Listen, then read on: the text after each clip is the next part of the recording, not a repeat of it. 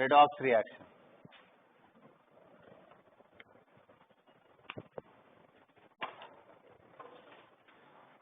है ना।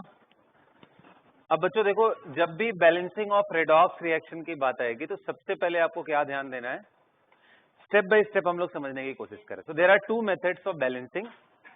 दो मेथड में पहला है जिसको बोलते हैं ऑक्सीडेशन नंबर मेथड एंड दूसरा है आयन इलेक्ट्रॉन मेथड। पढ़े हो क्या तुम लोग? हाँ, वो शायद आता हो तुम लोग को, लोअर क्लासेस में भी है अगर पढ़ाई कराते हो लोगों तो लिखो लिखो लिखो। इसमें पहला पार्ट लिखो, देयर आर टू, सबसे पहला लिखो, there are two methods to balance redox reaction. Number one is oxidation number method.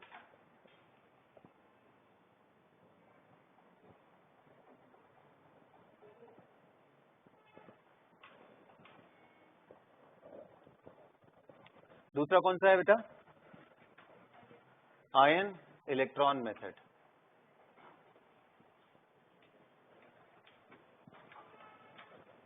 Oxidation number method and what is the second part of it? Ion electron method.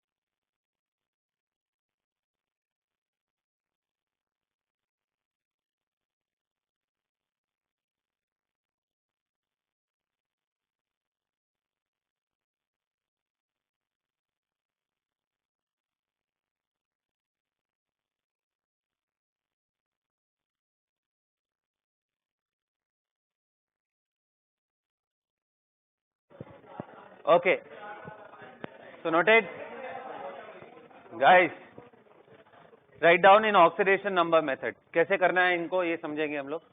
Oxidation number method पहला लिखो और उसमें हम लोग लिखते हैं। देखो ये किस पे बेस्ड है, इसका प्रिंसिपल समझ लेते हैं। देखो बड़ा सिंपल सा चीज है यार, जितना भी हम लोग रेडॉक्स रिएक्शन पढ़े हैं, जो फंडामेंटल्स वहां अप्लाई होते हैं वही यहाँ पे भी, कोई अलग नहीं है। क्या होता है, जितना भी गेन होगा ऑक्सीडेशन नंबर में उतना ही लॉस होना चाहिए, वरना बैलेंस कैसे होगा खुद सोचो ना।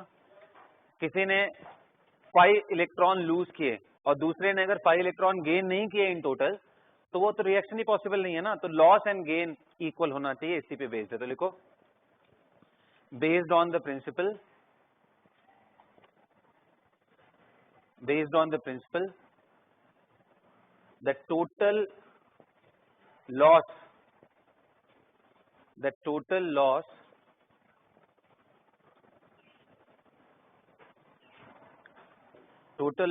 of oxidation, या लॉस ऐसे बोलना ठीक नहीं है, ऑक्सीडेशन नंबर के टर्म में हम लोग क्या बोलते हैं, डिक्रीज एंड इंक्रीज ना। तो लिखो total decrease in oxidation number या net decrease in oxidation number, एक ही बात है यार। Net decrease in oxidation number must be equal to net increase in oxidation number.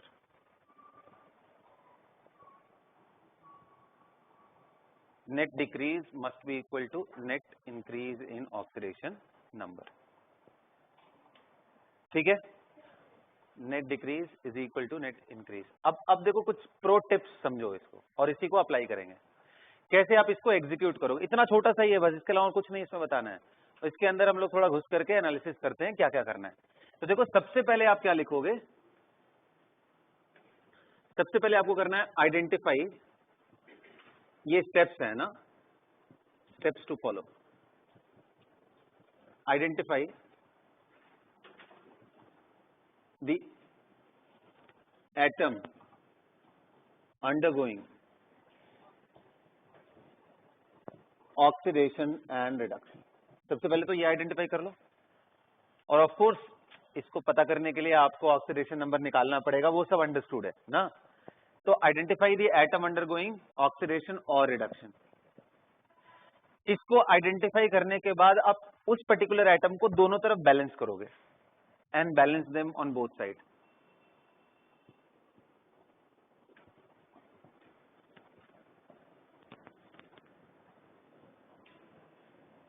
ये काम कर लिया, ठीक।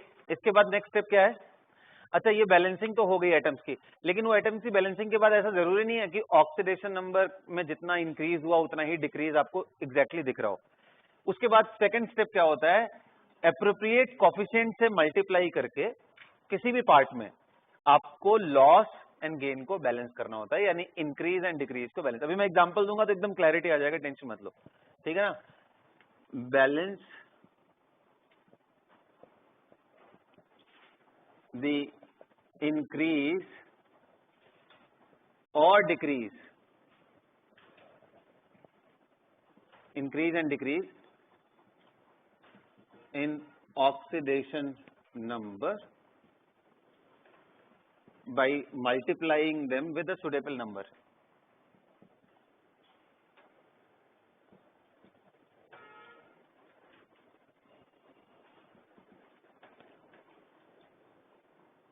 Oxidation or reduction part with suitable number, suitable number.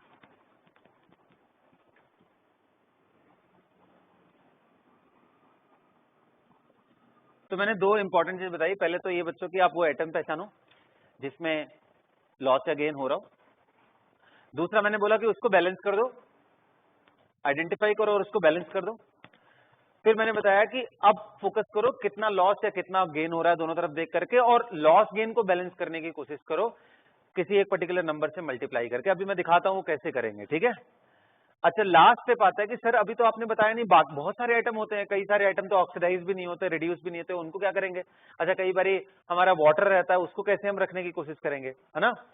तो ये स्टेप करने के बाद आप दोनों तरफ स्पेक्टेटर्स आयंस लिख सकते हो। जैसे मान लो कई जगह होता है ना, सोडियम आया है, सोडियम आयन इधर भी है उधर भी ऐसे पड़ा है वेले, तो वेले पड़े हुए एटम को या आयन को, उनको फिर हम दोनों तरफ ऐड कर देते हैं इक्वल अमाउंट में एज पर द रिक्वायरमेंट। समझ रहे हो बात को? तो या तो फिर आप स्पेक्टेटर्स को एकदम एंड में डाल दो, कोई फर्क नहीं पड़ता, क्योंकि उनको किसी भी मोमेंट पे डालोगे कोई फर्क उससे नेट चीजों में पड़ने वाला नहीं है ना। तो मैं अभी बात करना चाह रहा हूं कि स्पेक्टेटर्स से ज्यादा इंपॉर्टेंट जो चीज है, यानी balancing of oxygen and hydrogen. तो देखो ये जो balance oxygen and hydrogen eight the and.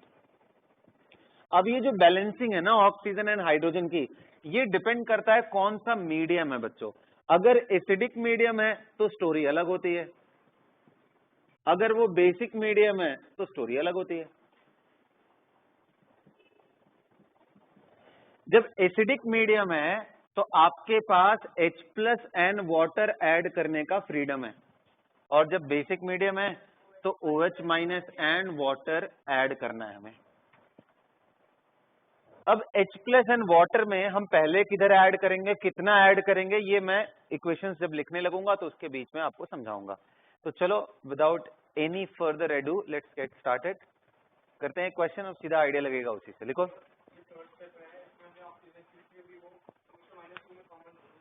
हाँ, H2O ही रखना है ना। ऑक्सीजन एंड हाइड्रोजन जब भी लिख रहे हैं तो H+N वाटर, वो तो ऑक्सीजन -2 में ही है। स्पेशल केसेस आएंगे उनको देख लेंगे, ठीक है। चलो लिखो तो।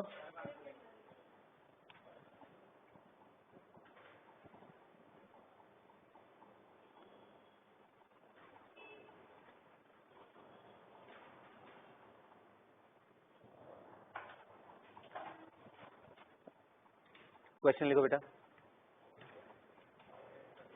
Write the net ionic reaction for, write the net ionic equation, write the net ionic equation for, write the net ionic equation for the reaction of potassium dichromate. You remember what is potassium dichromate guys? देखो देखो देखो समझो, dichromate बोला है तो CrO4 2- को बोलते हैं क्रोमेट, और डाइक्रोमेट किसको बोलते हैं? Cr2O7 2- को बोलते हैं डाइक्रोमेट।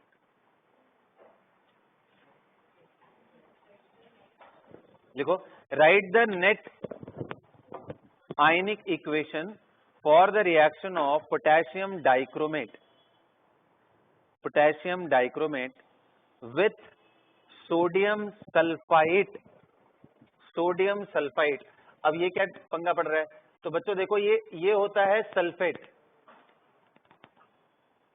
और ये होता है सल्फाइड,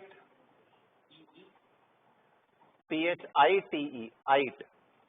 जैसे देखो नाइट्रेट 8 वर्ड आता है हायर ऑक्सीडेशन के लिए, एंड लोअर के लिए क्या आता है? आइट। ये बहुत बारी आपको मिलेगा और इनफैक्ट बहुत सारे आयंस में हमने यूज किया है। जैसे ये देखो सल्फेट सल्फाइड है,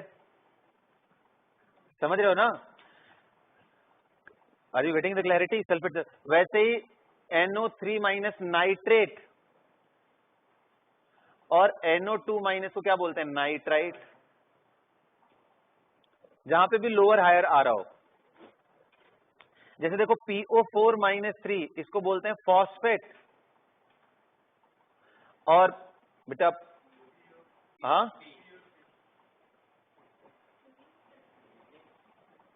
HPO3 2- को इसको बोलते हैं फॉस्फाइट। अरे ये +5 है, यहां आप देखो तो कितना हो जाएगा? 6- 3 + 3 है।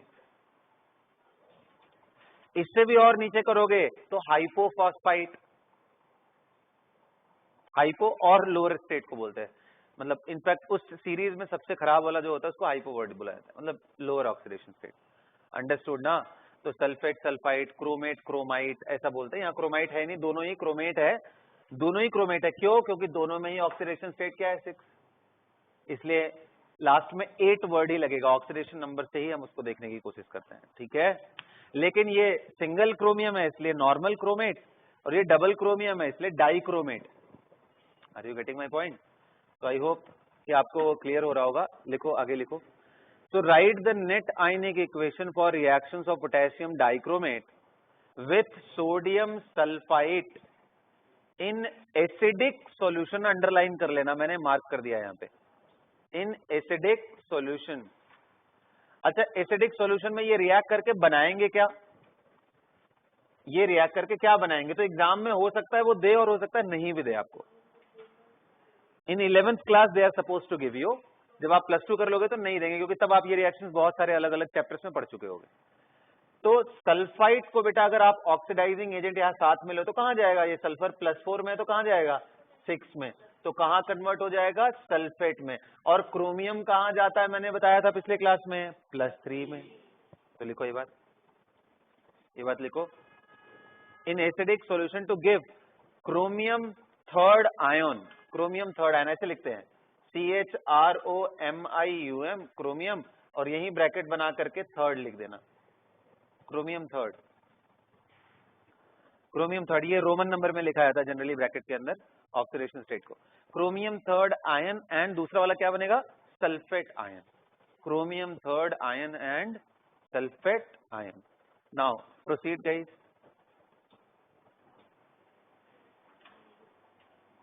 प्रोसीड करो, ट्राई करो समझने के लिए। Okay, so I told you, I'll repeat the question, please write it down अगर आपने नहीं किया हो तो। Write the net ionic equation for the reactions of potassium dichromate with sodium sulfite in acidic solution to give chromium third ion and sulfite ion, sorry sulfate ion। Okay, तो मतलब इसने क्या दे दिया बेसिकली आपको क्वेश्चन में? Reactant दे दिया और product क्या बना रहा है वो दे दिया। अब आपको क्या बोल रहा है? बैलेंस करो, ट्राई करो।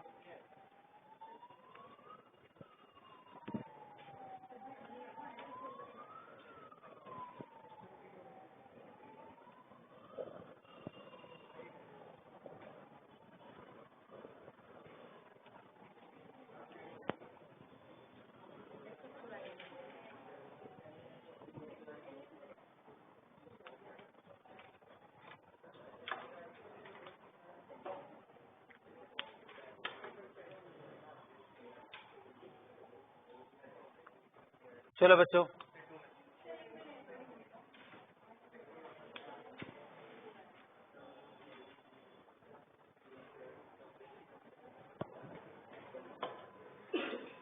तो आप एक काम करो, देखो सबसे पहले क्या करते हैं, जो जो चीजें पढ़ ली है उसको आप रिएक्टेंट एंड प्रोडक्ट के फॉर्म में लिखो, है ना। कशिश देखो ध्यान से, लेफ्ट साइड में मैंने क्या क्या दिया हुआ है आपको, पोटेशियम डाइक्रोमेट दिया हुआ है, देखो ना, क्वेश्चन पढ़ो। तो potassium dichromate K2 reacting with sodium sulphide, Na2 है ना, कि पोटेशियम सल्फाइड है, देखो ना मैंने क्या लिखा है कुछ। तो Na2SO3 और प्रोडक्ट क्या बन रहा है, क्रोमियम +3 बन रहा है, और साथ में क्या बन रहा है, सल्फेट आयन, ये बन रहा है। अच्छा, क्या इसमें पोटेशियम एंड सब, पहले तो ये कंपाउंड हो गए, तो पहले कितने लोग समझ रहे होगे यार, पहले ना ये सोडियम एंड पोटेशियम ये सब तो स्पेक्टेटर आयंस है, दोनों तरफ से हटा दे। लिखने के लिए तो आप यहाँ पे लिख सकते हो सोडियम और पोटेशियम कुछ भी, लेकिन आप इधर से पहले इसको गायब कर दो। So what you are suppose to write, dichromate,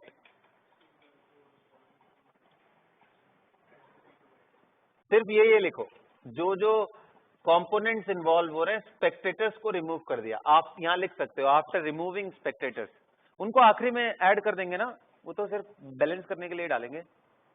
ये हो गए हमारे पास स्पीशीज। अब अगला काम क्या करना है बच्चों, हर एक एटम का ऑक्सीडेशन नंबर लिखो और आइडेंटिफाई करो कौन ऑक्सीडाइज और कौन रिड्यूस हो रहा है। और जैसे ही वो मालूम चल जाए कौन ऑक्सीडाइज और कौन रिड्यूस हो रहा है, तो जो एटम ऑक्सीडाइज हो रहा है उसको दोनों तरफ बैलेंस करो। करो, ट्राई करो, डू इट फास्ट।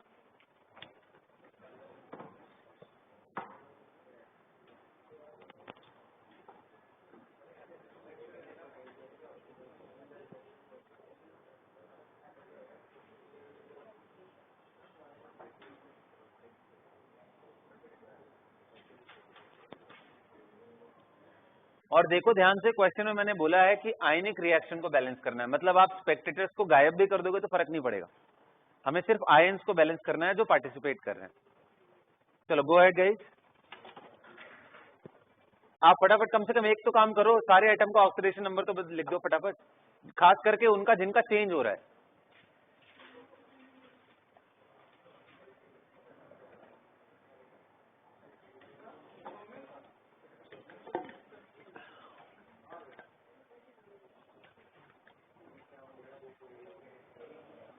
हाँ,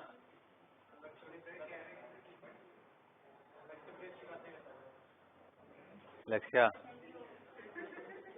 बहुत पिटोगे तुम।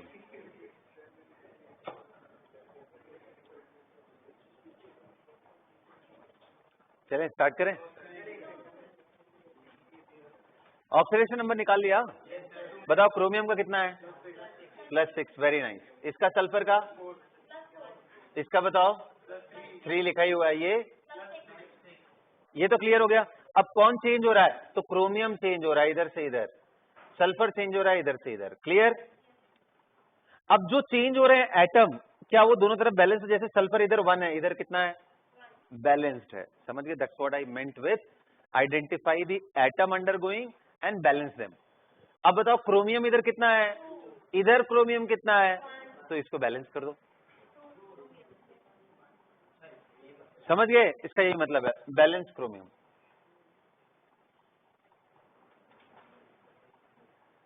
On both side.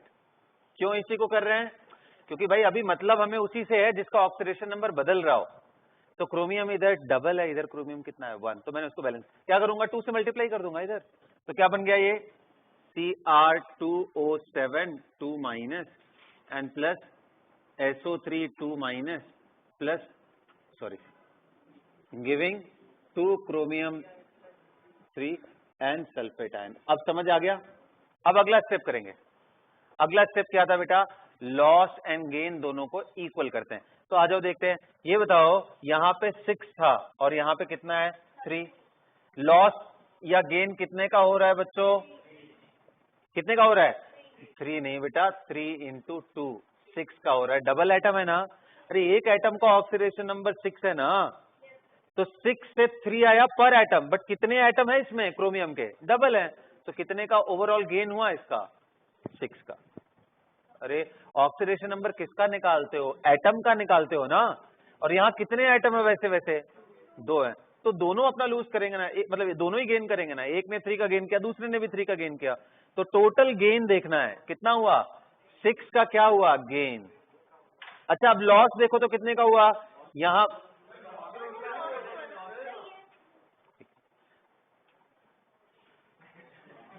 अच्छा सॉरी मैंने क्या कर दिया, गेन एंड लॉस किसके टर्म में देख रहा हूं पता है, इलेक्ट्रॉन के टर्म में। जैसे ये 6 से क्या जा रहा है, 3 जा रहा है, तो उसमें इलेक्ट्रॉन का इसने गेन किया ना, मेरे दिमाग में वो चल रहा था बैकआउट में, तो चलो ठीक है। तो ये डिक्रीज मुझे लिखना चाहिए, ये थोड़ा वर्ड अच्छा नहीं है, लॉस गेन इलेक्ट्रॉन के लिए लिखते हैं, ऑक्सीडेशन के लिए डिक्रीज एंड इंक्रीज लिखो। तो 6 का क्या हुआ डिक्रीज, ये एरो डाल देता हूं, ठीक है आप समझ जाओ, डिक्रीज हुआ। और यहां देखो 4 से कहां हुआ बेटा 6, इसमें इंक्रीज कितने का हो रहा है 2 का, इंक्रीज तो 2 का हो रहा है, इसका मतलब decrease in oxidation number is not balanced by increase. तो क्या करेंगे, बैलेंस करेंगे इस पर्टिकुलर पार्ट को, ऐसे सुटेबल नंबर से मल्टीप्लाई करेंगे, करना दोनों तरफ, इधर भी, सबको नहीं मल्टीप्लाई करना है जिसमें कोई गड़बड़ी आ रही हो। तो इधर मैंने देखा 6 हो रहा है भाई, इसको अगर 6 बनाना है तो क्या करना पड़ेगा, 3 से मल्टीप्लाई करना पड़ेगा। तो मैं क्या करूंगा, मल्टीप्लाइंग 3 विद द कौन सा पार्ट, रिडक्शन वाला पार्ट, सॉरी ऑक्सीडेशन वाला जो पार्ट हो रहा है।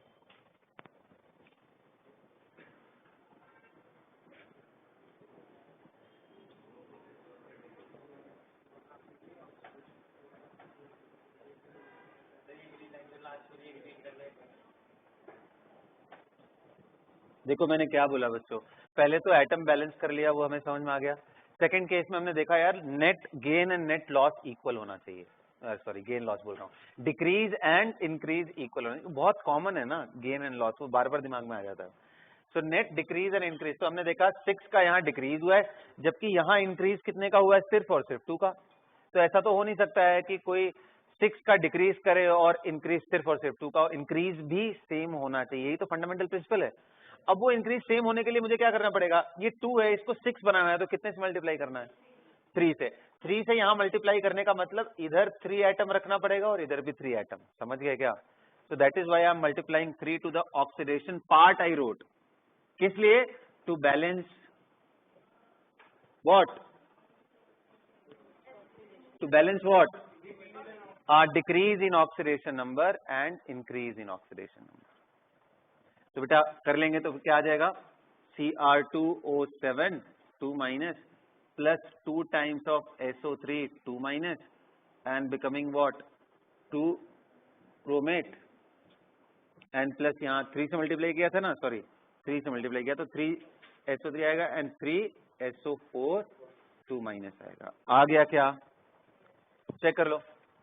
अब देख लो इस, ये जो मैंने लिखा हुआ है, तो आप देखो इसमें क्या खास बात है इसका, कि ये रिएक्शन बैलेंस्ड है 2 तरीकों से। कौन कौन सा, पहला जिस एटम का ऑक्सीडेशन नंबर चेंज हो रहा है उनके atoms left side and right side में सेम है। दूसरा जितना लॉस हो रहा है उतना ही गेन हो रहा है, जितना इंक्रीज हो रहा है उतना ही डिक्रीज हो रहा है, ये 2 चीजों से बैलेंस है। अभी भी इसमें कई सारी कमियां हैं, जैसे क्या ऑक्सीजन दोनों साइड इक्वल है, काउंट करेंगे, इधर 7 एंड इधर 9 एंड 7 मिलके बोलो, इधर कितने ऑक्सीजन है 16 ऑक्सीजन, इधर कितने ऑक्सीजन है 12 ऑक्सीजन। देख लो भाई कोई गलती हो तो बताओ मेरे को। मैंने क्या बोला था कि अब हमें ऑक्सीजन एंड हाइड्रोजन बैलेंस करना है, कौन से मीडियम में, कौन सा मीडियम दिया है, एसिडिक। एसिडिक मीडियम में हम क्या क्या ऐड कर सकते हैं, H+ एंड वाटर। अब यहीं पे ट्रिक है बहुत इंपॉर्टेंट, जिस साइड भी ऑक्सीजन डिप्राइव्ड हो, इधर डिप्राइव्ड है या इधर डिप्राइव्ड, इधर 12 है, जितना डिप्राइव्ड हो उतने वाटर ऐड कर दो, क्योंकि आप O ऐड नहीं कर सकते हो, you can add water and H+ and, अब चॉइस इज योर्स। तो जिधर भाई ऑक्सीजन डिप्राइव्ड है मैं उधर क्या ऐड कर दूंगा, वाटर, कितना, जितना ऑक्सीजन डिप्राइव्ड है, तो 4 वाटर इधर ऐड करूंगा ना। हाँ तो अब खुद दिमाग में आ गया कि सर अब कौन अनबैलेंस रह गया, H+, तो इधर H+ को मैं ऐड कर दूंगा इसके हिसाब से जितना इधर था। हाँ तो just double of that, simple तो है यार, समझ गए क्या। तो लास्ट स्टेप में ये बात लिख लो, इन एसिडिक मीडियम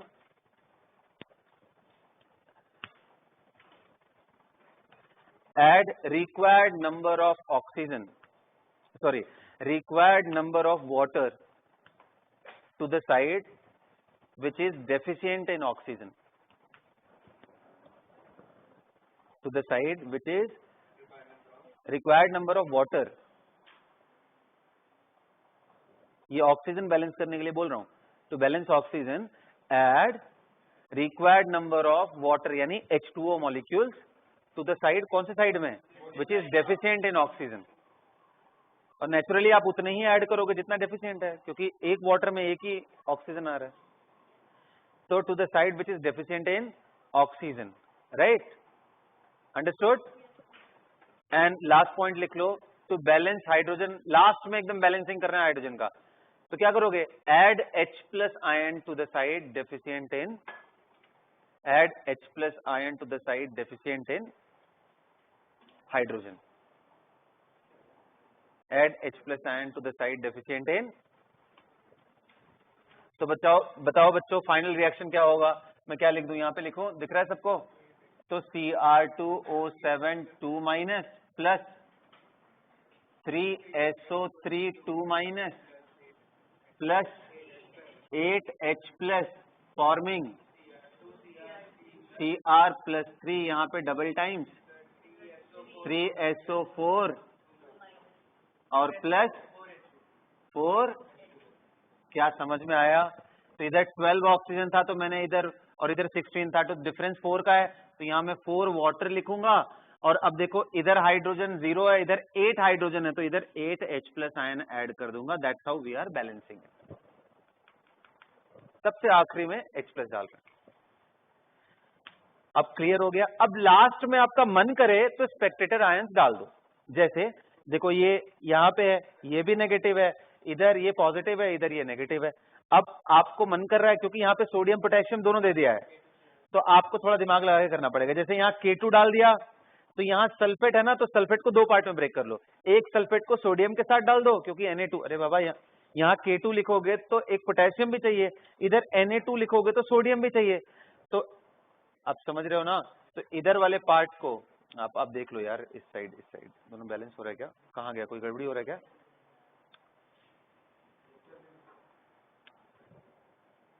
जहां जहां पे भी नेगेटिव आयन है उनके साथ आप एसोसिएट कर सकते हो सोडियम एंड पोटेशियम को. इधर भी कर सकते हो आप, and at the same time इधर. ध्यान रखना दोनों तरफ इक्वल नंबर में ही रहना चाहिए. इधर अगर डबल लगाया तो उधर भी आपको डबल लगाना है. Is that clear? तो बस ऐसे ही बैलेंसिंग करनी होती है. आप पोटेशियम या सोडियम को फ्री भी कर सकते हो इन आयंस के साथ, बिना कंबाइन किए हुए. सिंपली आप इधर K प्लस एंड इधर K प्लस लिख सकते हो. वैसे एग्जाम में वो पूछेगा ही नहीं, क्योंकि वो यूजलेस पार्ट है, उसका कोई यूज ही नहीं है इसमें. समझ गए? So this reaction is completely balanced. अच्छा, एक बारी चेक कर लो. कई बारी होता है चार्ज वाइज इम्बैलेंस रह जाता है, वैसा चांसेस नहीं है, क्योंकि अगर आपने पूरा प्रोटोकॉल फॉलो किया तो कभी नहीं होगा. लेकिन फिर भी आप देख लो, इधर देखो 8 पॉजिटिव, 3 2 जा 6 negative and 2 negative. 8 positive, 6 negative and 2 negative मिला के कितना हो गया? 0. न्यूट्रल हो गया ना इस साइड. राइट साइड में देखो, राइट साइड में 3 2 जा 6 नेगेटिव एंड 2 3 जा 6 पॉजिटिव. तो यानी चार्ज वाइज भी दोनों तरफ बैलेंस. भाई ऐसा नहीं होना चाहिए ना कि लेफ्ट साइड में नेट चार्ज +1 है, राइट साइड में नेट चार्ज -1 है. ये कैसे पॉसिबल है? चार्ज वाइज भी रिएक्शन बैलेंस होता है. और बाय डिफॉल्ट हो जाएगा, बट फिर भी अपने आप को तसल्ली देने के लिए कि मैंने सही किया है क्या, दोनों तरफ चार्जेस देख लेना. अंडरस्टूड? एक और क्वेश्चन दूं प्रैक्टिस करने के लिए? कर लो, करो, जल्दी खत्म करो.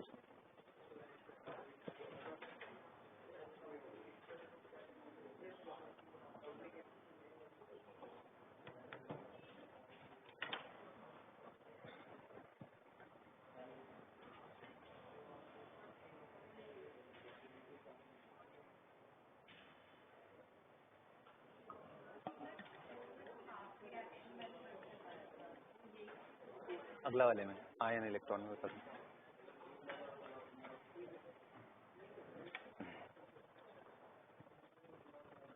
Noted everybody?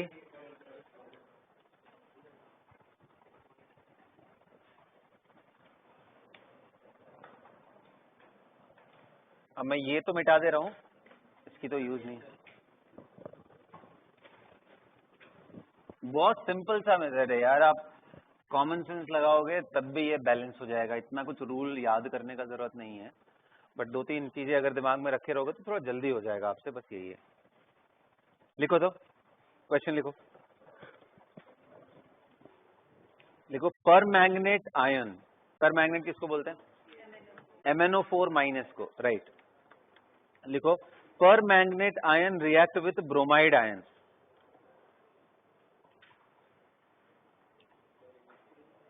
Per magnet ion reacts with bromide ion in basic medium। इस बारी मैं बेसिक कर दे रहा हूं। पर मैग्नेट किसको बोलते हैं बेटा? MnO4 माइनस को। दिस इज पर मैग्नेट।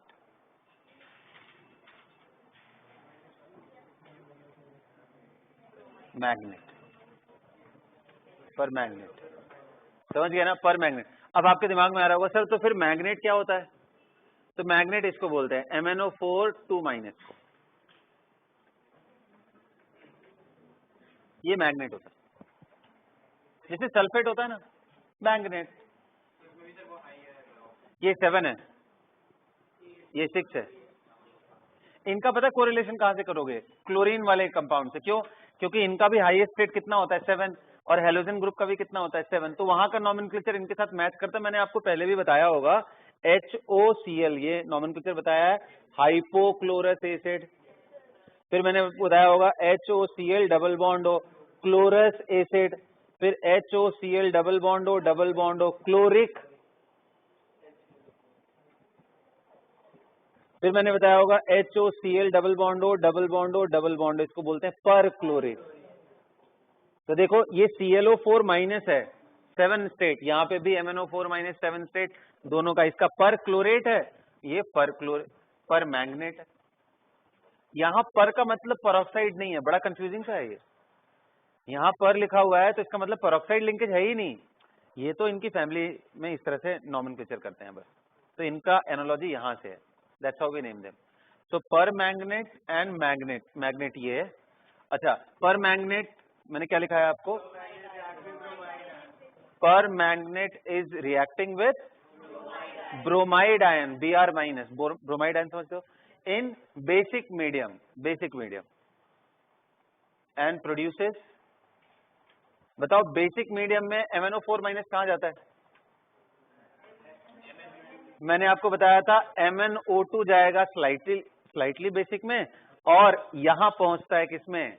Extremely basic. तो अभी एक्सट्रीमली बेसिक मैंने नहीं बोला है, रिएक्टिंग इन बेसिक मीडियम लिखा है ना, एंड प्रोड्यूसेस MnO2, हाँ +4, MnO2 एंड ब्रोमाइड आयन कहां चला जाएगा? बेसिक मीडियम में ब्रोमाइड आयन ब्रोमेट बनाता है, BrO3 माइनस, ब्रोमेट, हाँ BrOMATE। पर ब्रोमेट होता तो BrO4 माइनस हो जाता। जैसे ये क्लोरेट है, क्लोरिक एसिड, समझ रहे हो? तो यहां से क्लोरेट बनता, ClO3 माइनस करता तो ये क्लोरेट होता, तो वहीं से ये नाम पड़ा ब्रोमेट। समझ गए? Now balance this reaction. Last step में मेरी जरूरत पड़ेगी, शायद ना भी पड़े। लास्ट स्टेप का मतलब जब आपको ऑक्सीजन एंड हाइड्रोजन बैलेंस करो, शायद ना भी पड़े अगर आप थोड़ा दिमाग लगाओ तो, पर उससे पहले तक तो आप पहुंचो कम से कम। लिखो। तो क्लियर हो गया ना, रिएक्टेंट में आपके पास क्या क्या है? MnO4 माइनस, और क्या है? Br minus. प्रोडक्ट में क्या है? MnO2, और क्या है? BrO3 minus. ये है आपका स्केलेटन ऑफ द रिएक्शन। अब इसमें आप दिमाग लगाना शुरू करो, जैसे आपने पहले किया है वैसे ही करो।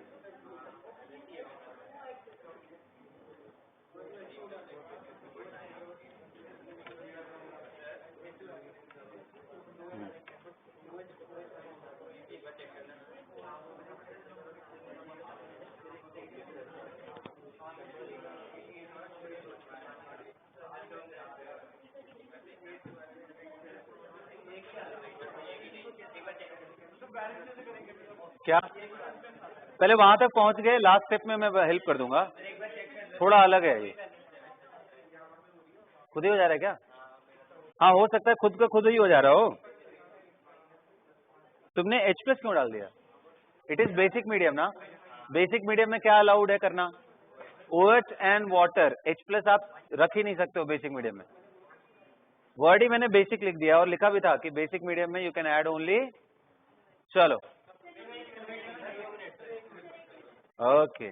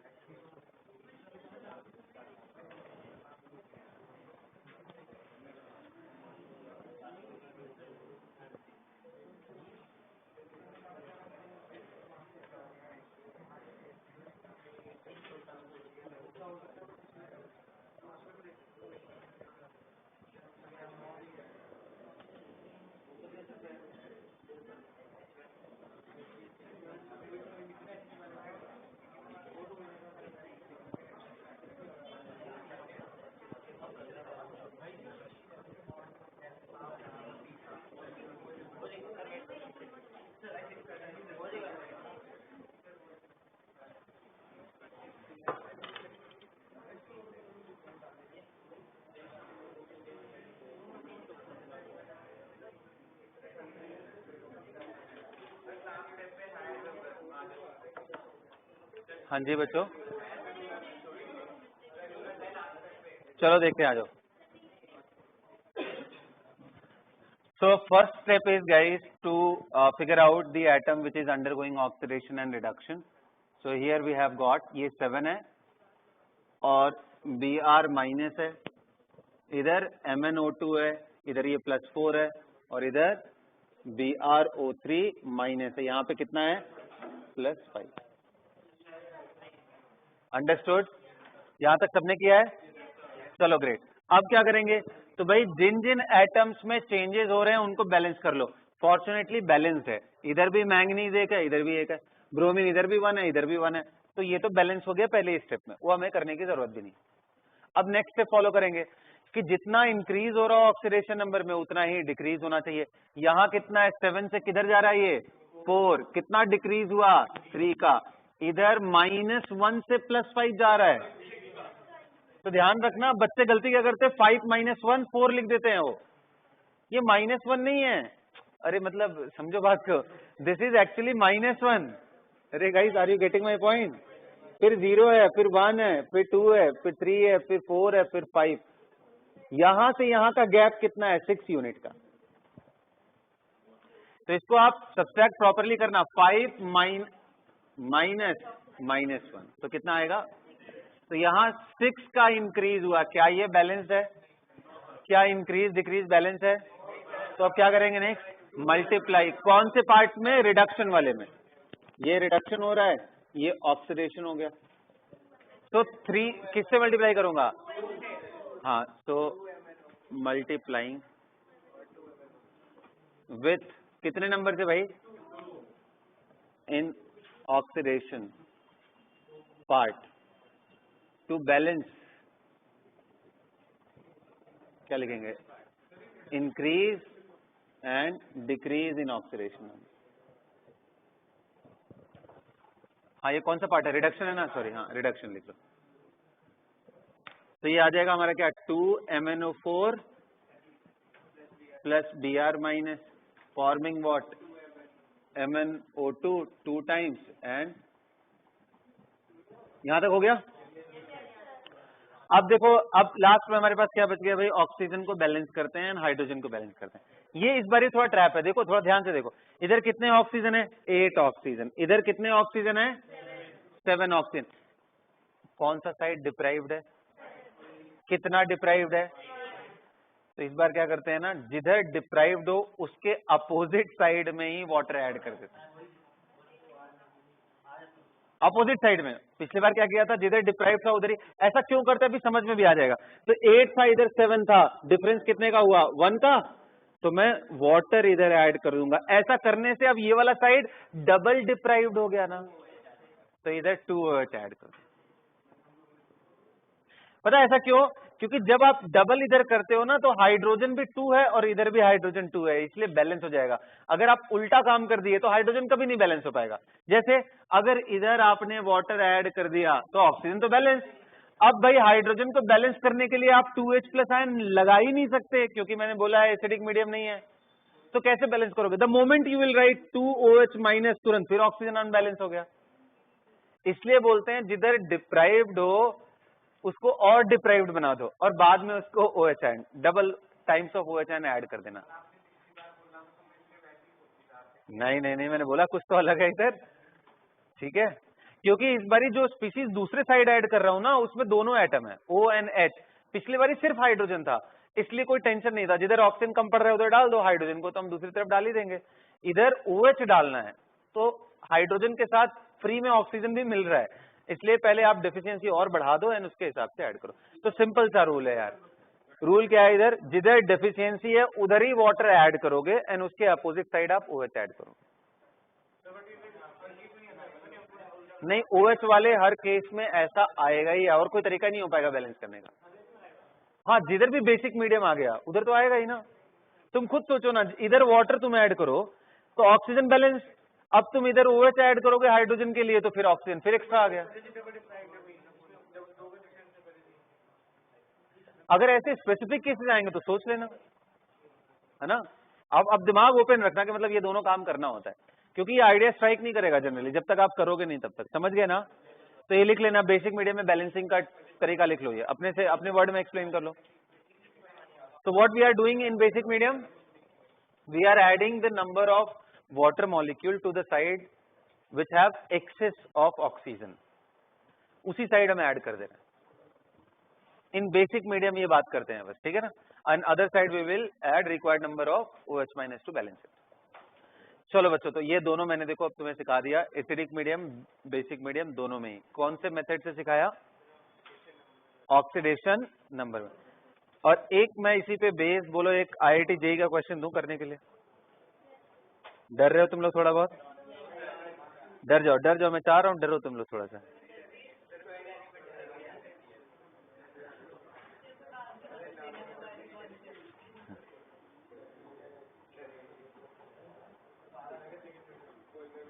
या थोड़ा प्रैक्टिस करा दें उसके बाद दें।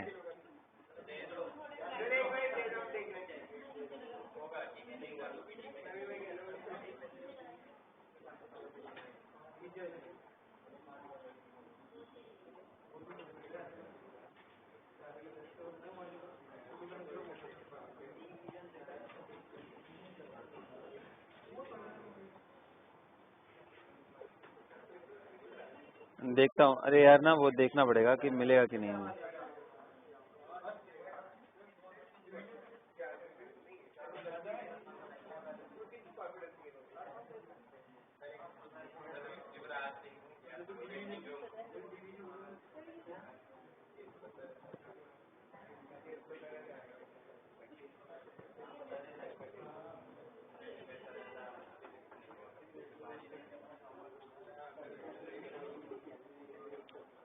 चलो तो मैं पहले ना एक दो प्रैक्टिस कराता हूँ, तब तक ढूंढता हूँ कि अगर वो क्वेश्चन मिल जाए तो।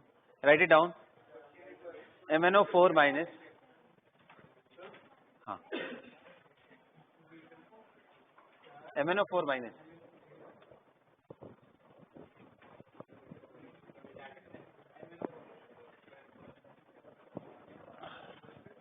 this is the reaction, just you balance it, MnO4 minus plus NO2 minus plus H plus ion and forming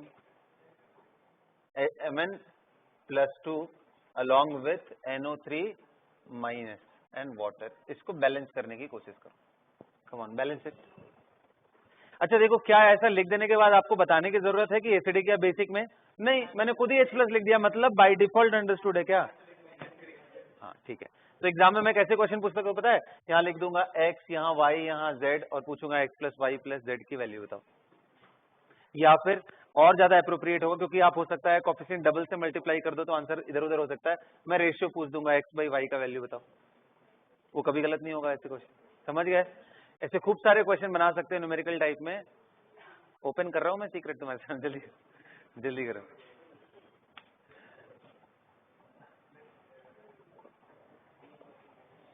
balance it guys, come on.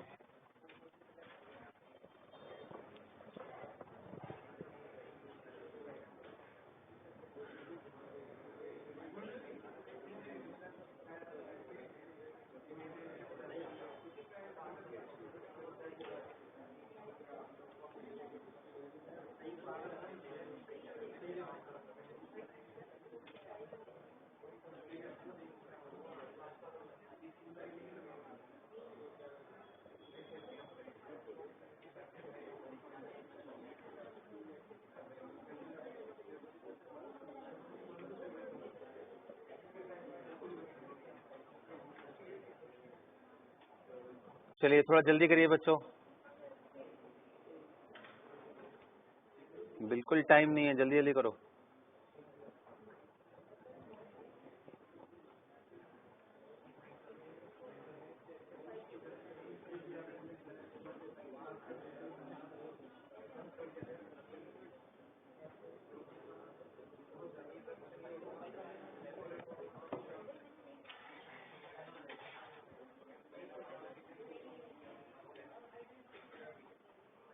कर लिया होगा आप तक तो।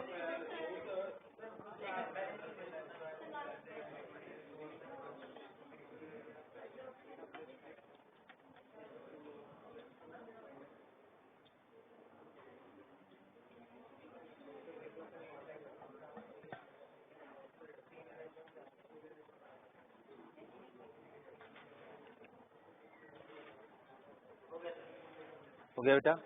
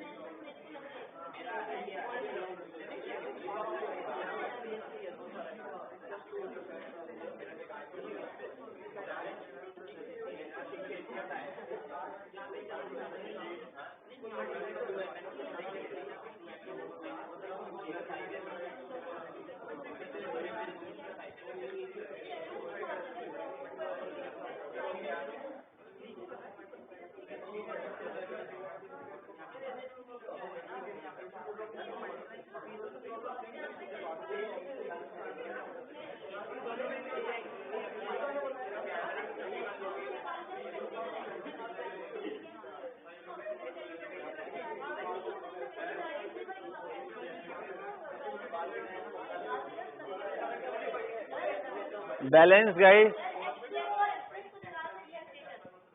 हाँ अभी तो कोई मतलब नहीं है, आखिरी में डालना होता है मुझे।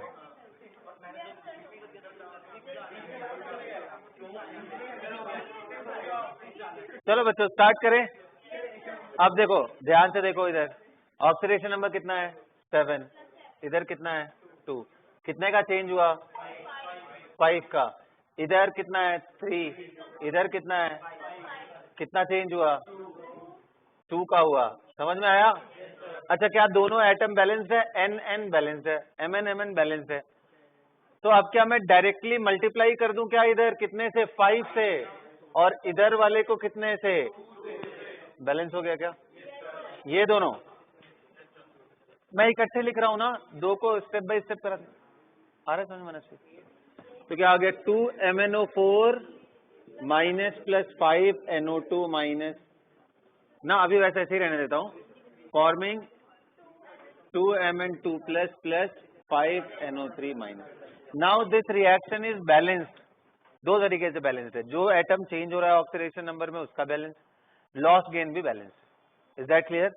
अब हमें यहाँ पे आखिरी चीज करनी है हाइड्रोजन एंड ऑक्सीजन को, तो काउंट करो ऑक्सीजन कितना है, 15 ऑक्सीजन, इधर कितने हैं 10 एंड 4 2 जा 8 एंड 10 कितना आ गया 18 ऑक्सीजन इधर है। डिप्राइव्ड कौन है, ये कितना डिप्राइव्ड है, तो 3H2O ऐड कर दो क्योंकि एसिडिक मीडियम में, तो यहाँ 6H।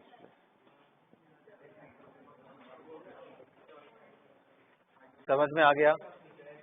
बोलो नेक्स्ट रिएक्शन बैलेंस करो, ये थोड़ा जल्दी करना। MnO4 minus plus H2C2O4 forming Mn+2 and plus CO2, right? इसको बैलेंस करो इन acidic medium, of course in acidic medium, balance in acidic medium. वैसे बताने की जरूरत नहीं है, खुद एसिड है, H2C2O4 itself is an acid, oxalic acid बताया था।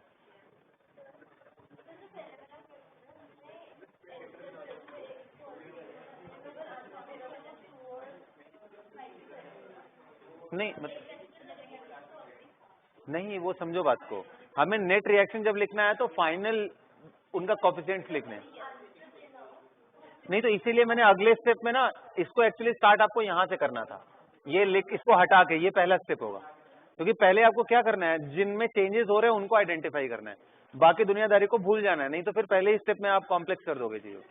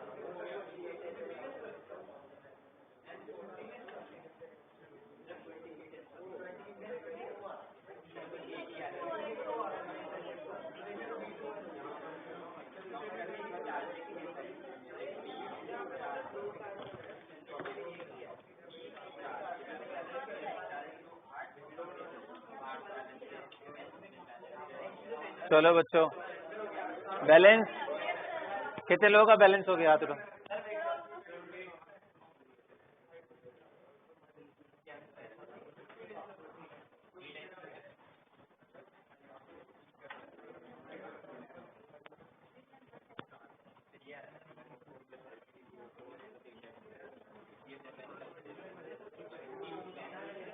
चलो बच्चों स्टार्ट करें अब। हाँ ध्यान से देखो, ध्यान से देखो इधर। इसके बाद एक बहुत ही इंटरेस्टिंग क्वेश्चन देने वाला हूँ, और वही क्वेश्चन एक्चुअली पूछा हुआ था, ठीक है? बहुत ही इंटरेस्टिंग है, और उसमें मैं बताऊंगा नहीं पहले से, तुम अपना दिमाग लगाओगे तभी होने वाला। चले स्टार्ट करें ये। तो देखो MnO4 minus H2C2O4 minus H+, यहाँ +7 आपने आइडेंटिफाई किया, इधर 2, है ना, इधर कितना है +3 एंड इधर, तो सबसे पहला काम क्या होना चाहिए आपको, कार्बन को बैलेंस करो। Is that clear? ये बैलेंस हो गया। अगला स्टेप क्या है, 7 से 2 गया, 5 का क्या हुआ, और ये 3 से किधर गया 4, 3 से इधर गया 4 ना बाबा, 7 से 2 5 का ही हुआ ना, और ये 3 से कहां गया 4, तो कितने लोग समझ रहे हैं 2 का, 2 ना, अरे एक एटम का हुआ ना, यहाँ डबल एटम है, तो पूरा नेट किससे, क्या चीज नहीं समझ में, नहीं मतलब ये वाला चीज या इससे पहले, पहले ये तो समझ में आया ना डबल जो क्यों किया, हाँ श्योर, जिसमें चेंजेस हो रहे हैं उसको, हाँ next please guys, please don't make noise. Second क्या मैंने बोला, यहाँ 3 से 4 है, तो चेंजेस देखो यहाँ 3 से 4 का हुआ, तो आइडियली 1 का चेंज है, लेकिन 1 का चेंज एक सिंगल एटम से है ना, यहाँ कितने एटम है कार्बन के, तो इसलिए नेट चेंज तो कितना हुआ 2 का ना, तो इसने 2 का इंक्रीज किया, इसने 5 का डिक्रीज किया, समझ रहे हो। अब क्या करना है, अब तो सिंपल हो गया, अब आप किसको मल्टीप्लाई करो, ये कौन सा साइड है रिडक्शन, और ये कौन सा साइड है ऑक्सीडेशन, साइड को आप क्या करो, कितने से मल्टीप्लाई करो, ऑक्सीडेशन साइड को 5 से, और इसको किससे मल्टीप्लाई करो, ऑक्सीडेशन को 5 से और इसको 2 से, क्रॉस मल्टीप्लाई कर दो यार, समझ गए ना लॉस के।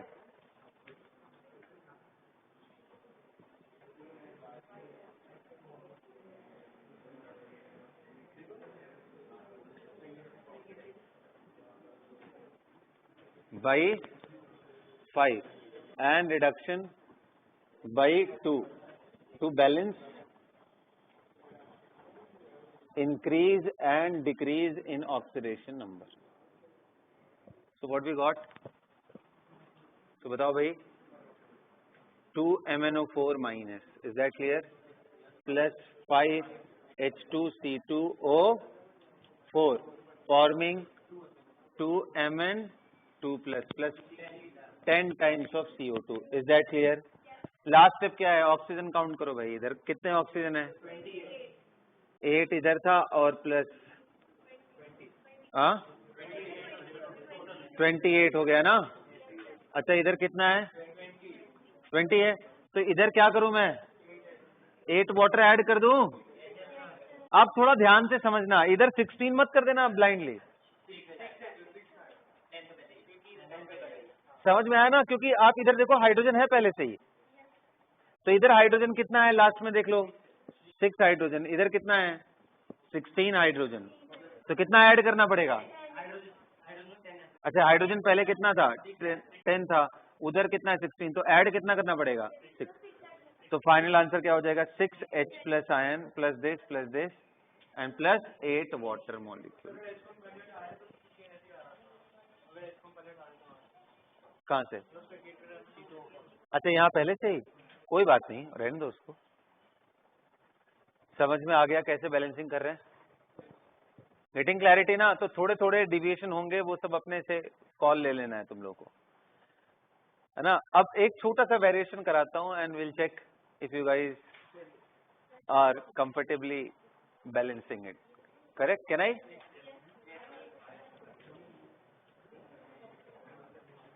You guys remember disproportionate reaction, वही देने वाला हूं, चलो Br2, यहां मैंने OH माइनस लिख दिया, यहाँ Br माइनस एंड यहाँ BrO3 minus, balance this reaction, obviously यहाँ लिख दिया है मैंने OH माइनस मतलब बेसिक मीडियम में, अंडरस्टूड है, बैलेंस दिस रिएक्शन, अभी बहुत मजा आने वाला तुम लोग, चल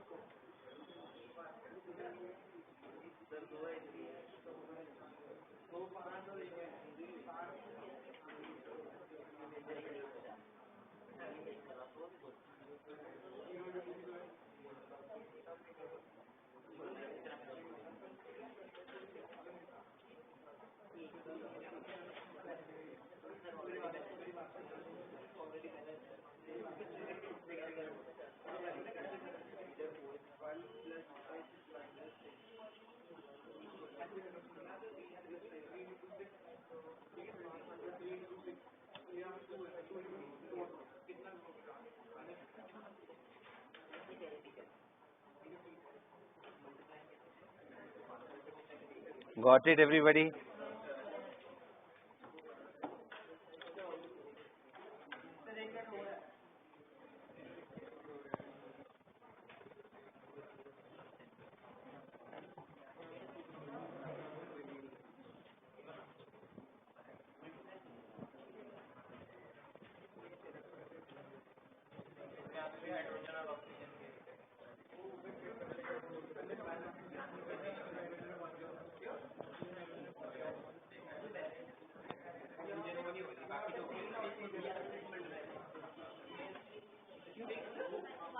हाँ जी, बताइए।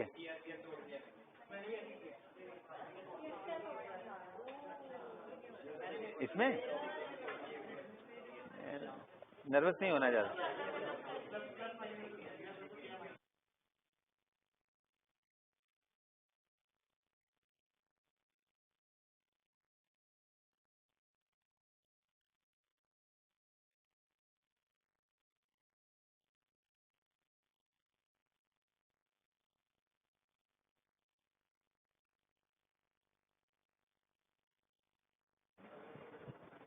चले स्टार्ट करें।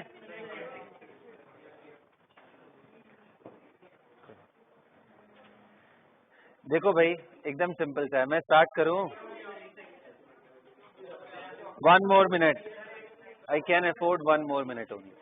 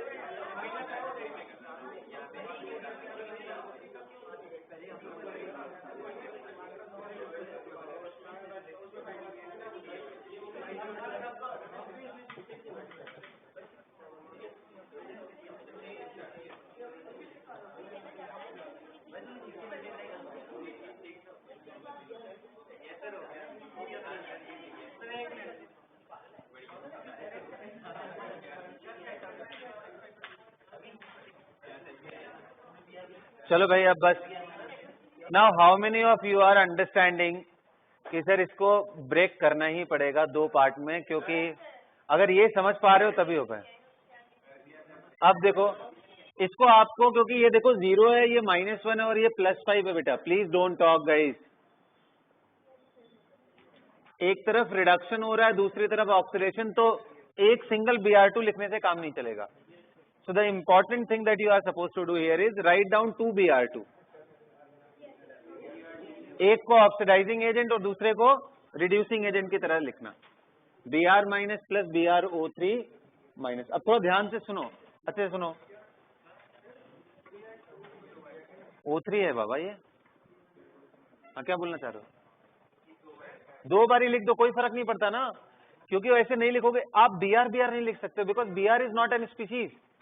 Br2 मॉलिक्यूल होता है। Br आप लिखिए तुरंत गलत हो जाएगा।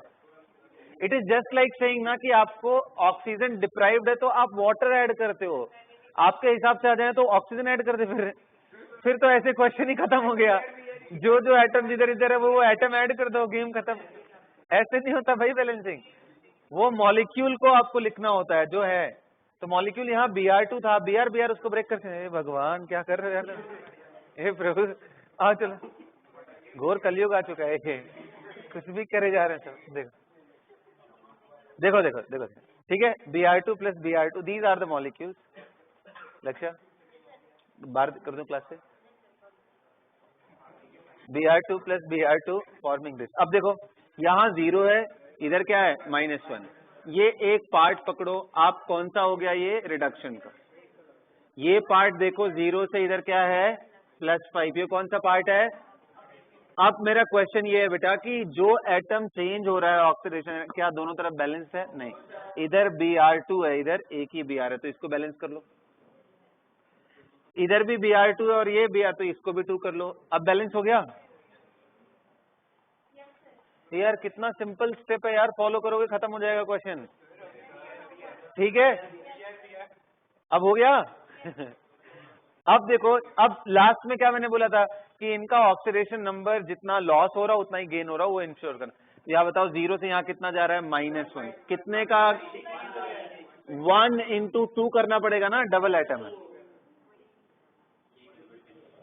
अरे यार, जिस एटम का चेंज हो रहा है वो एटम भी तो देख लो कितने हैं। एक एटम से अगर 1 इलेक्ट्रॉन वो गेन कर रहा है तो 2 से डबल गेन करेगा। अरे सिंपल मैथमेटिक्स यार, मैथमेटिक्स बोलना भी इसको गुनाह है, प्राइमरी नर्सरी क्लास वाली चीजें हैं सब। ठीक, 1 × 2। इधर देखो 0 से कहां गया +5, तो यस 10 का इंक्रीज हो रहा है और इधर ये डिक्रीज हो रहा है। अब बताओ किधर मल्टीप्लाई करना पड़ेगा मुझे? इसमें 5 का मल्टीप्लाई करना पड़ेगा ना, क्योंकि ये 10 हो रहा है और ये सिर्फ 2 है। गेन इतने का हो रहा है, लॉस इतने का, समझ रहे हो तुम लोग बात? ठीक है, तो मल्टीप्लाई दिस साइड बाई, तो अब अगर मैं 5 से मल्टीप्लाई इधर कर दूं तो 5 से कहां गया ये वाला एरो, किसके साथ है? इसके साथ, × 5 करना पड़ेगा। समझ गए? तो फाइनल रिएक्शन क्या हो जाएगा? 5Br2 + Br2 forming 10Br- + 2BrO3-, ये हो गया फाइनल चीज। अभी ऑक्सीजन बैलेंस नहीं है ना। अब यहाँ पे अब क्या इनको ऐसे रखना है? मत रखो यार, अच्छे थोड़े नहीं लगता है। ये Br2 तो एक ही है ना, ऐड कर दो, 5 + 1 6Br2, ये 10Br- + 2BrO3-। एकदम आखिरी में हम क्या करना चाहते हैं? ऑक्सीजन को बैलेंस। तो इधर ऑक्सीजन कितना है बेटा? 6 ऑक्सीजन। इधर कितना है? लड्डू। अगर इधर कुछ भी नहीं है तो हमें जिस साइड, देखो कौन से मीडियम में बैलेंस करना है? बेसिक। जिधर डिप्राइव्ड उधर और डिप्राइव्ड करो। डिप्राइव्ड इधर था, बोलो, तो इधर ही ऐड नहीं करना है, जिधर एक्सेस है उधर ही ऐड करना है। कितना? 6H2O कर लिया। अब ऑक्सीजन उधर आपने एक्स्ट्रा कर दिया, तो बेसिकली ये साइड कितने ऑक्सीजन का डिप्राइव्ड हो गया? 12 का। 6 पहले ही था, 6 आपने और ऐड कर दिया, तो ये आप 12OH- ऐड कर दो। अब देखो हाइड्रोजन एंड ऑक्सीजन इकट्ठे बैलेंस हो गए, 12 and 12H, ऑक्सीजन भी 12। यही है। हाँ भाई, कोई मैदान में है? हाँ भाई, हाथ उठाओ। कोई है मैदान में जिसने करेक्ट किया हो इसको? हाथ उठाओ। अरे क्या बात है, बहुत बढ़िया, वेरी गुड। तो चलो, ये फाइनली डिस्प्रपोर्शनेट रिएक्शन अपने आप में कैटेगरी। एक और भी है, बहुत ही इंटरेस्टिंग है, एंड मैं देखना चाहूंगा कि आप कितना एफर्ट लगाते हो, लेकिन वो मैं आपको घर के लिए दूंगा, होमवर्क। मैं देखना चाहता हूँ, थोड़ी एनर्जी डालो उसमें as a part of homework. कौन सा है बेटा? कॉपर जब रिएक्ट करता है HNO3 के साथ, अस्मित खड़े हो जाओ। Yes, when copper reacts with HNO3 under dilute condition, what is the product you are going to get? बताओ भाई, डाइल्यूट HNO3 के साथ रिएक्शन करने पे कॉपर का क्या प्रोडक्ट आता है? एक तो देखो कॉपर +2 में जाएगा, you will get CuNO3 whole twice। दूसरा HNO3 कहां पे जाने वाला है? NO + water. मतलब ये मैंने ऐसे ही रैंडमली लिख दिया है, this is the final reaction that you are suppose to go through, और इसको बैलेंस करके लेके आना तुमको। ठीक है, इसमें बहुत मजा आने वाला है तुम लोग को, हालत खराब हो जाएगा बैलेंस करने में। छोटा सा ही है बहुत, बट एक छोटा सा एलिमेंट है, अगर वो आप पकड़ नहीं पाए ना तो बैलेंस नहीं कर पाओगे। इसको भी ट्राई करना, विल सी कि कौन एनर्जी डाल करके करता है। बहुत ही इंटरेस्टिंग है, बैठ जाओ। हाँ जी, होमवर्क है ये। और एक दे दूं? नहीं, बट ये अपने आप में एक कैटेगरी है बैलेंसिंग की। आप देख रहे हो, पहचान पा रहे हो इसमें हो क्या रहा है? HNO3 का नाइट्रेट आयन, कुछ नाइट्रेट आयन इधर भी है और कुछ नाइट्रोजन इधर जा रहे हैं, मतलब एक ही एटम के दो अलग अलग स्टेट्स आ रहे हैं आपको इधर। ऐसा पार्ट थोड़ा आपके लिए इंटरेस्टिंग बनेगा, अब आप दिमाग लगाना बस, ठीक है। हिंट मैंने दे दिया है, जितनी बातें मैंने यहाँ बताई है ना उतना अप्लाई करोगे तो ये हो जाएगा, एक्स्ट्रा दिमाग लगाओगे तो नहीं होने वाला है, ये समझ लेना। अब देखना है कि कौन इतना,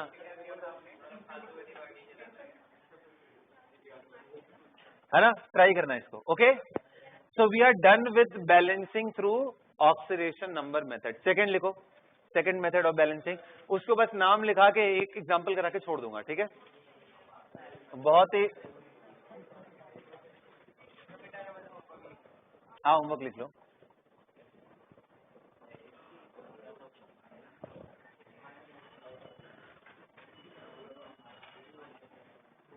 चले, तो सेकंड मेथड ऑफ बैलेंसिंग लिखो, उसको बोलते हैं आयन इलेक्ट्रॉन मेथड, या फिर इसी का दूसरा नाम है half reaction method. Half reaction method, ion electron और half reaction method, ion electron method और हाफ रिएक्शन मेथड,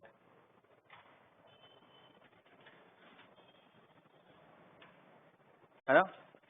अब देखो ये, इसके नाम को ही अगर आप अच्छे से समझो तो आपको क्लियर हो जा रहा होगा। एक तो इसमें कहीं ना कहीं इलेक्ट्रॉन का इन्वॉल्वमेंट दिखेगा हमें, और दूसरा हाफ रिएक्शंस को हमें ब्रेक करना पड़ेगा। अब ये हाफ रिएक्शन क्या होता है? हाफ रिएक्शन का मतलब एक कंप्लीट रिएक्शन किसको बोलते हैं?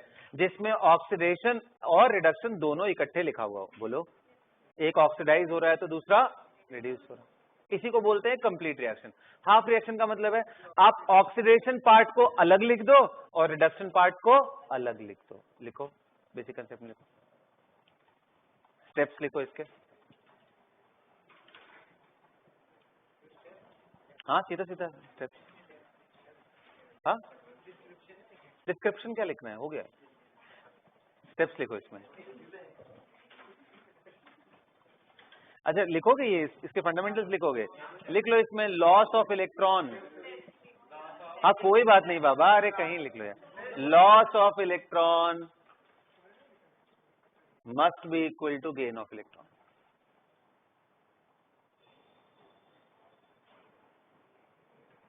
देख लो कहानी वही है, बस बेवकूफ बना रहे हैं इधर। अरे इधर ऑक्सीडेशन नंबर क्या होता है, वो भी तो लॉस ही गेन होता है ना। यहाँ इलेक्ट्रॉन के टर्म में लिख रहे हैं, वहां सिर्फ ऑक्सीडेशन नंबर लिख रहे थे, बस वही है। फंडामेंटल दोनों का एक ही है। चलो स्टेप्स, पहला स्टेप क्या है? आइडेंटिफाई ऑक्सीडेशन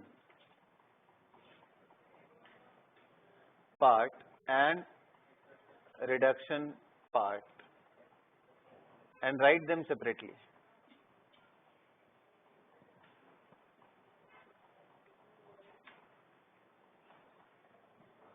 देख लिया? तो आप ऑक्सीडेशन पार्ट को, ये यहाँ ऑक्सीडेशन पार्ट लिखा है, इसको आप हाफ रिएक्शन भी बोल सकते हो। Oxidation half reaction and reduction half reaction, उनको आप आइडेंटिफाई करो और अलग अलग लिख लो, write them separately. Oxidation part and reduction part or reduction half reaction, you have to write them separately। कर लिया? उसके बाद यार देखो सिंपल है, उसके बाद वही चीज है जो हम पहले करते जा रहे हैं। क्या? आप एटम आइडेंटिफाई करो एंड उसको बैलेंस करो जिसमें ऑक्सीडेशन हो रहा है। Balance the atom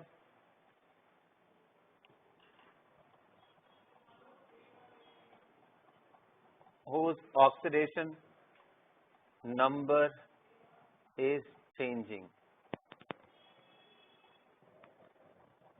in both half reactions।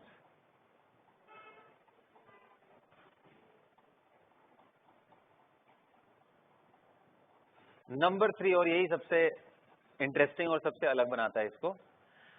तो आपने बैलेंस कर दिया इसको, क्या बैलेंस किया आपने? एटम को जिसमें ऑक्सीडेशन, उसमें फिर क्या करते थे याद करो। इसके बाद नेक्स्ट स्टेप होता था कि हम देखते थे कितना चेंज हुआ दोनों में, gain sorry increase and decrease देखते थे और फिर उनको बैलेंस करते थे। यहां पे उसी स्टेप में बेसिकली इलेक्ट्रॉन ऐड करते हैं। बताओ ऑक्सीडेशन का मतलब क्या होता है? लॉस। तो ऑक्सीडेशन वाले पार्ट में उसमें उतने इलेक्ट्रॉन ऐड करो जितना चेंजेस उसके अंदर हो रहे हैं। To the side on to कौन से साइड में, प्रोडक्ट साइड में, क्योंकि लॉस हो रहा है ना। तो आप लिखो add required number of electron,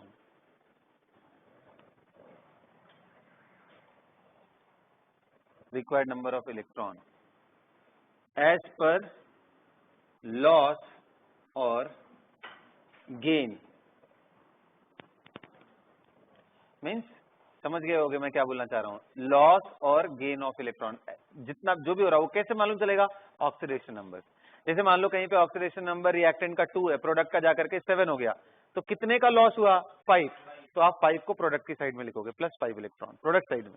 समझ गए ना, गॉट इट। अच्छा, ये कर लिया ना। इसके बाद क्या करना है यार, दोनों पार्ट को जैसे बैलेंस करते हैं वैसे ही बैलेंस करते चलो। Add required number of electron as per the loss और गेन, या as per the change in oxidation number, right, in oxidation and reduction side, बात वही है। फिर नेक्स्ट स्टेप क्या करने वाले हैं, ये कर लेने के बाद नेक्स्ट स्टेप क्या करने वाले हैं, आप उसके बाद उस पर्टिकुलर रिएक्शन को आप ऑक्सीजन एंड हाइड्रोजन HNO को बैलेंस करने की कोशिश करो बेस्ड ऑन द मीडियम।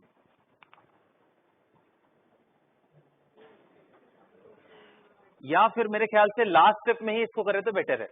आप यहां पे भी कर सकते हो, मेरे ख्याल से डबल काम हो जाएगा आपके, है ना। हाँ, अब एक काम करो, देखो इसके बाद हम एक काम स्किप कर देते हैं, ये वाला स्टेप इसको आखिरी में कर लेंगे। सो इलेक्ट्रॉन ऐड करने के बाद अब देखो फिर वही बात आ जाएगी। अब मैंने हाफ ऑफ कर लिया था, तो भाई इधर पता चला 5 इलेक्ट्रॉन का लॉस हो रहा हो, और दूसरे रिएक्शन जो मैंने लिख रखे हैं उसमें 3 इलेक्ट्रॉन का गेन हो रहा हो। तो मुझे लॉस गेन इक्वल करने के लिए क्या करना पड़ेगा, सुटेबल नंबर से दोनों रिएक्शन को मल्टीप्लाई करना पड़ेगा, सुटेबल नंबर से, सच that the number of electron lost and the number of electron gain must be equal. जैसे हम ऑक्सीडेशन नंबर वाले में कर रहे थे, वैसे यहाँ पे इलेक्ट्रॉन को देख करके वो स्टेप लेना है दोनों रिएक्शन में। इस बार 2 रिएक्शन है, उसमें क्या हो रहा था, मैंने एक पार्ट ले लिया था, इसको और इसको दोनों को मल्टीप्लाई कर दे रहे थे। अब ये वाले पार्ट्स क्या अलग अलग हो गए, 2 अलग अलग रिएक्शन, तो इसको आप मल्टीप्लाई करो, इसको मल्टीप्लाई करो, such that the loss of electron must be equal to gain of electron, और फाइनली उनको ऐड कर दो। ऐड करने के बाद जो प्रोसीजर बनता है वो बिल्कुल वैसा ही है जैसे हमने पिछले रिएक्शन में कर रखा था, यानी एसिडिक मीडियम है तो आप जिधर डिप्राइव्ड है उधर वाटर ऐड कर दो, अपोजिट साइड में H+ आयन, और नहीं तो बेसिक मीडियम में आप समझते हो जिधर डिप्राइव्ड है उसको और डिप्राइव्ड करो, और फाइनली OH आयन ऐड कर दो। Is that clear.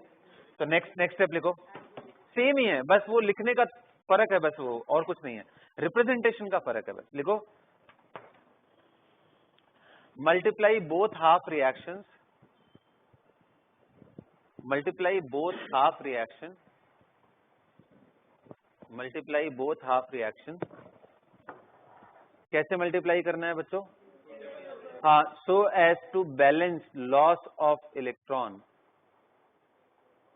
And gain of electron, so as to balance loss of electron and gain of electron, loss of electron and gain of electron, understood। ये हो गया कौन सा, step number 4। 5 में लिख दो, add both the reactions,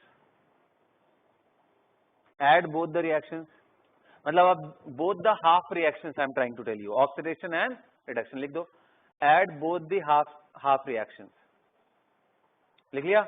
क्या अभी ऑक्सीजन बैलेंस है, हाइड्रोजन बैलेंस है, नहीं सर, तो लास्ट में लिख लो at the end balance hydrogen and oxygen as per the medium, as per the medium. Acidic हुआ तो आप समझ रहे हो, बेसिक हुआ तो भी आप समझ रहे हो, as per the medium. Understood, understood ना। तो चलो एक एग्जांपल करते हैं, इसी में आपको पूरी क्लैरिटी आ जाएगी। Right it down guys.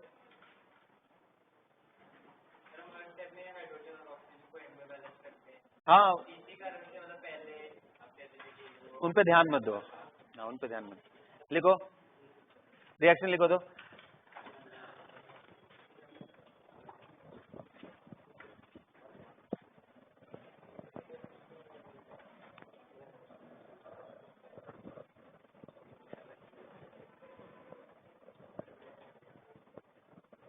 चलो देखो इधर ध्यान से देखो, आयरन +2, याद है आपको आयरन +2 का एक इंपॉर्टेंट कंपाउंड बताया था आपको लास्ट क्लास में, फेरस अमोनियम सल्फेट, नाम क्या है उसका, मोहर सॉल्ट, वेरी गुड। तो Fe+2 को जब मैं, ध्यान से देखो, डाइक्रोमेट में Cr2O7 2- में in the presence of H+ ion अगर मैं रिएक्ट कर रहा हूं तो ये आयरन +3 में चला जाता है और ये क्रोमियम +3 में चला जाता है, क्रोमियम ये +3 में ही आता है, राइट।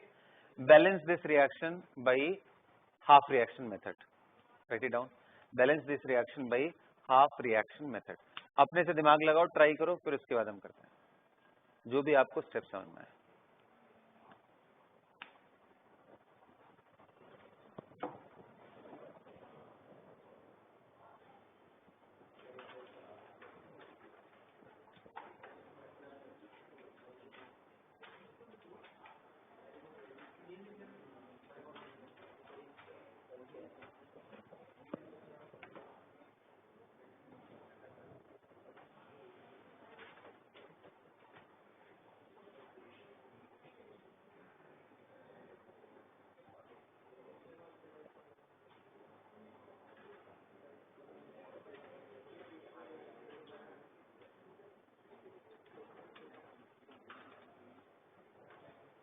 जब इलेक्ट्रॉन ऐड करने तो +E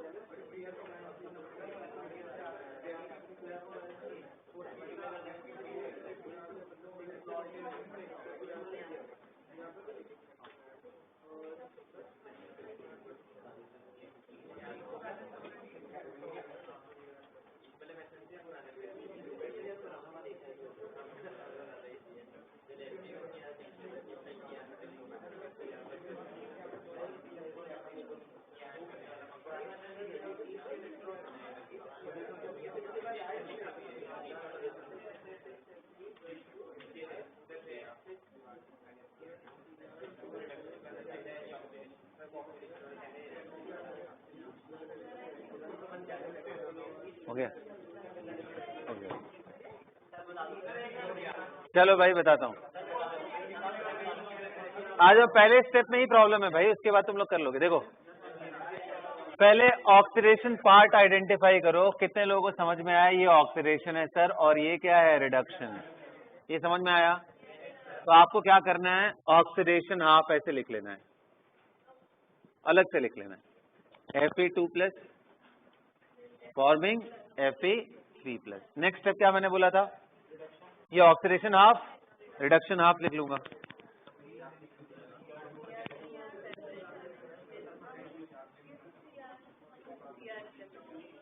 है ना।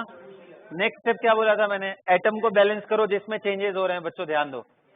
तो क्रोमियम इधर है, इधर भी क्रोमियम, तो बैलेंस कर लिया, इधर आयरन 1 1 तो ये बैलेंस ही है। उसके बाद अगला स्टेप मैंने क्या बोला था, इलेक्ट्रॉन ऐड करो। देखो ये 2 से 3 जा रहा है तो इसने कितना लॉस किया, तो इलेक्ट्रॉन इधर लिखूंगा ना, +1 इलेक्ट्रॉन। समझ में आया क्या? बोलो। ये यहाँ पे कितना है, +6 ना, और इधर कितना है 3। लेकिन कितने लोग समझ रहे हैं सर कि ये 3 × 2 लिखना पड़ेगा हमें, क्योंकि डबल एटम्स है। तो बताओ इसने कितना गेन किया, 6 से 3 में गया तो 6 इलेक्ट्रॉन। तो यहाँ पे क्या लिखूंगा,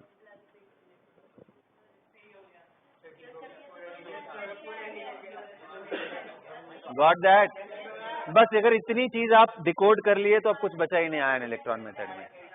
तो ये रिएक्शन को आप फर्स्ट लिख दो, इसको सेकंड लिख दो। अब क्या बताओ, पहले वाले को क्या लॉस गेन इलेक्ट्रॉन का इक्वल है? बिल्कुल नहीं सर, इधर 1 इलेक्ट्रॉन और इधर, तो क्या करना पड़ेगा, इधर आपको multiply with 6 and add them.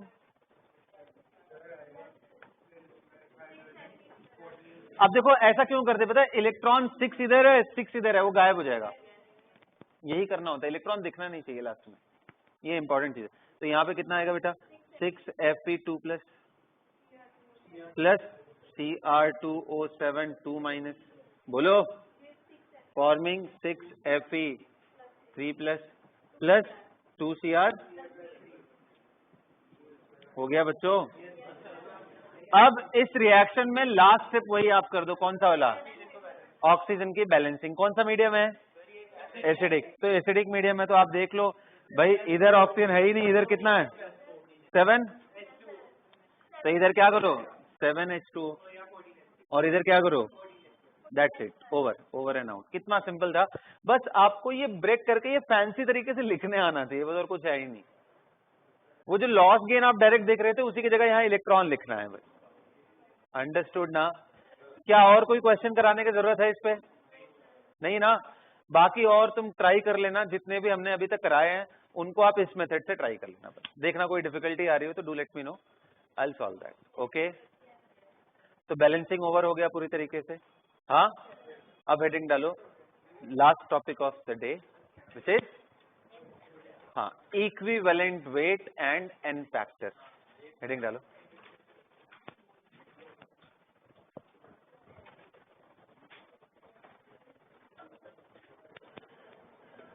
equivalent weight and n factor।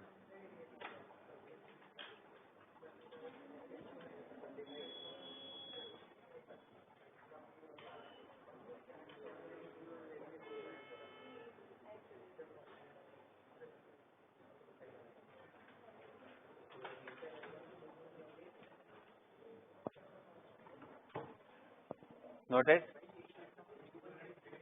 चलो लिख लिया सबने बच्चों, equivalent weight and N factor. N factor, ध्यान से सुनो, इधर ध्यान से सुनो। देखो अभी तक आपने स्टोइकियोमेट्री में क्या पढ़ा है, आपने मोलर वेट पढ़ा है, याद है आपको? Equivalent weight,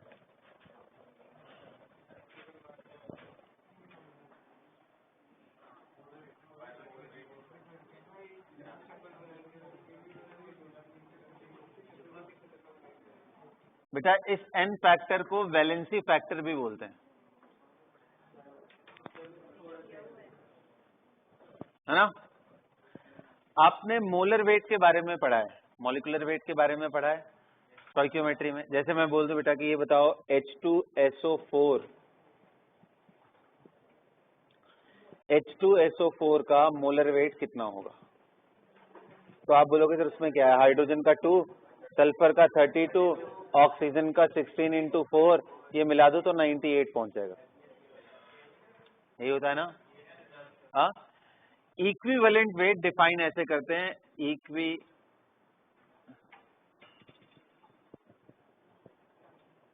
is defined as molecule का molar weight divided by n factor. This is how we write. तो प्रॉब्लम कहां पे फंस रहा है हमारे पास, एन फैक्टर का। अगर हमें एन फैक्टर निकालने आ जाए तो हम किसी भी रिएक्शन में उसका इक्विवेलेंट वेट लिख सकते हैं। अंडरस्टूड? हमें हमारी प्रॉब्लम अब किस चीज में है यार, ये n फैक्टर क्या होता है, क्योंकि अगर वो मालूम है तो molecular weight divided by n factor, that is what we will get as equivalent wait.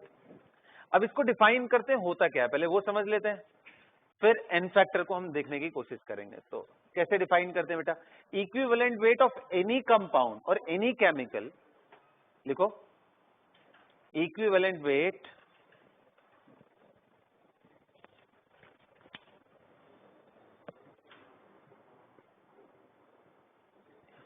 लिखो इक्विवेलेंट वेट, क्या तुम लोग वेट मास चिल्ला रहे हो क्या?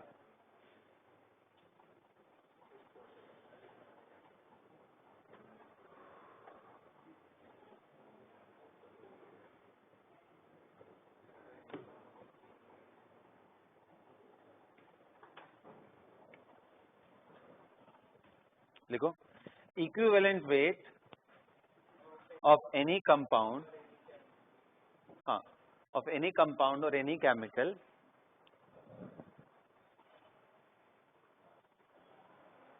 is that mass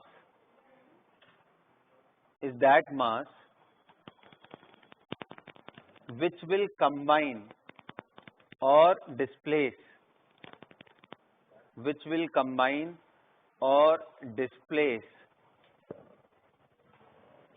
one gram of hydrogen.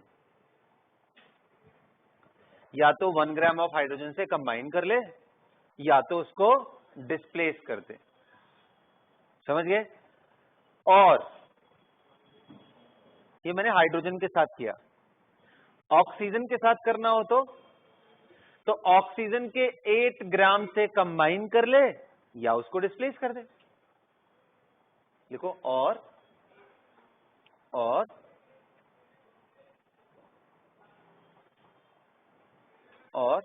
पूरा स्टेटमेंट वैसे ही रिपीट करके हाइड्रोजन के जगह पे बस आप क्या कर दो, ऑक्सीजन 8 ग्राम बस,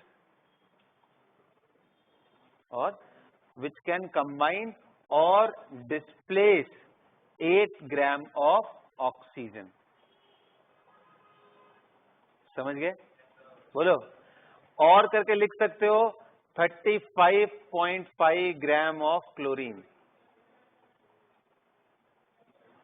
अभी देखो इन सबका लेना देना किससे है बच्चों? इन सबका लेना देना है इलेक्ट्रोकेमिस्ट्री से, समझ रहे हो? इन सब चीजों का लेना देना इलेक्ट्रोकेमिस्ट्री से। तो जब वो पार्ट आएगा तब आप समझोगे ये डिस्प्लेसमेंट का मतलब क्या कहना चाह रहा हूं, कंबाइन करने का मतलब क्या बोलना चाह रहा हूं। Understood? This is the definition part only, और इससे क्वेश्चन सॉल्व नहीं होते, to be very honest. Question solve इससे होता नहीं है, सिर्फ डिफाइन करने के लिए। यही तो डिफरेंस है यार, इतना पार्ट पढ़ लिए, बोर्ड में लिख करके खुश हो जाओगे, नंबर पूरा मिल जाएगा, और कंपटीशन में नेगेटिव में मार्क्स आएंगे। इसके आसपास भी नहीं पूछने वाला है वो। डेफिनेशन क्यों पूछेगा? वो तो एप्लीकेशन स्किल टेस्ट करने वाला है, और एप्लीकेशन स्किल में हमें समझना पड़ेगा कि ये एन फैक्टर आखिर हम निकालते कैसे हैं। समझ गए? तो अब देखते हैं कि एन फैक्टर किसी मॉलिक्यूल का कौन से फैक्टर्स पे डिपेंड करता है। हाँ जी बोलो सर। ऑक्सीजन का 16 ग्राम नहीं होना चाहिए? ऑक्सीजन का 16 ग्राम?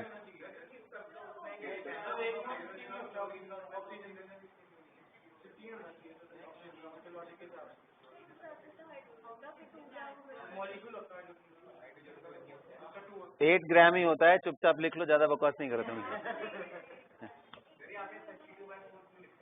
यही तो गेम है, मैं भी समझाऊंगा तुम्हें खुद समझ में आ जाएगा ना। ये एन फैक्टर वाली ही चीज मैंने निकाल के चेक किया है। ये तुम लोग कुछ ऐसा कर रहे थे क्या कि अच्छा H2 है तो उसका हाफ ले रहे हैं सर, इसका हाफ ले रहे हैं।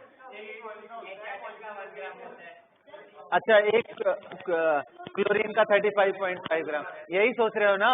हाँ, अभी थोड़ी देर में दिमाग सही होगा तुम लोग का। अभी तो मैं कुछ और दे दूंगा तो और हालत खराब हो जाएगी। रहने दो, अभी छोड़ो, बस इतना काफी है, अभी इतना काफी तुम्हें परेशान करने के लिए, ठीक है? सही लिखा हुआ है, कोई गलती नहीं। हाँ नहीं नहीं नहीं नहीं बेटा, एक्चुअली ये इसका कोर पार्ट है, ये इसका कोर पार्ट है, यहाँ से चीजें डिराइव होकर के निकली है। अब मैं अनफॉर्चुनेटली, आप इलेक्ट्रो पढ़े रहते तो मैं आपको फैराडे लॉ समझाता, वहां पे एकदम आराम से आपको एक ही लाइन में समझ में आया था, बट अभी चलेगा, अभी +2 में आएगा ना। क्यों? मैं बोला ना कुछ पार्ट हमें वहां पे जाके मैच्योरिटी आएगी, बट अभी के लिए आपका काम इतने में हो जाएगा, ठीक है? हेडिंग डालो,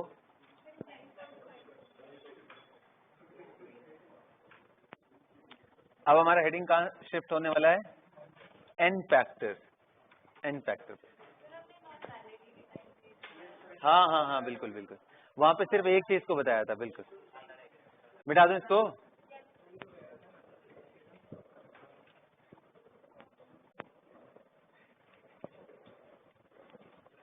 देखो बच्चों, अगर आप इसको डिस्क्राइब करना हो ना, जितनी भी चीजें मैंने अभी बताई हैं, इसको डिस्क्राइब करना हो तो आप कुछ एग्जांपल्स यहाँ से ले सकते हो। कुछ एग्जांपल्स कहने का मतलब ऐसे समझ लो कि जैसे आप हाइड्रोजन का रिएक्शन करा दिए ऑक्सीजन के साथ, क्या बन गया? H2O। इसको बैलेंस कर लो, बैलेंस हो गया ये? देखो ना, लिखो मत इसको कुछ भी, अभी लिखो मत, मैं तुम्हें बस खाली सेंस दे रहा हूँ कि इक्विवेलेंट वेट का मतलब क्या है, यहां से समझो।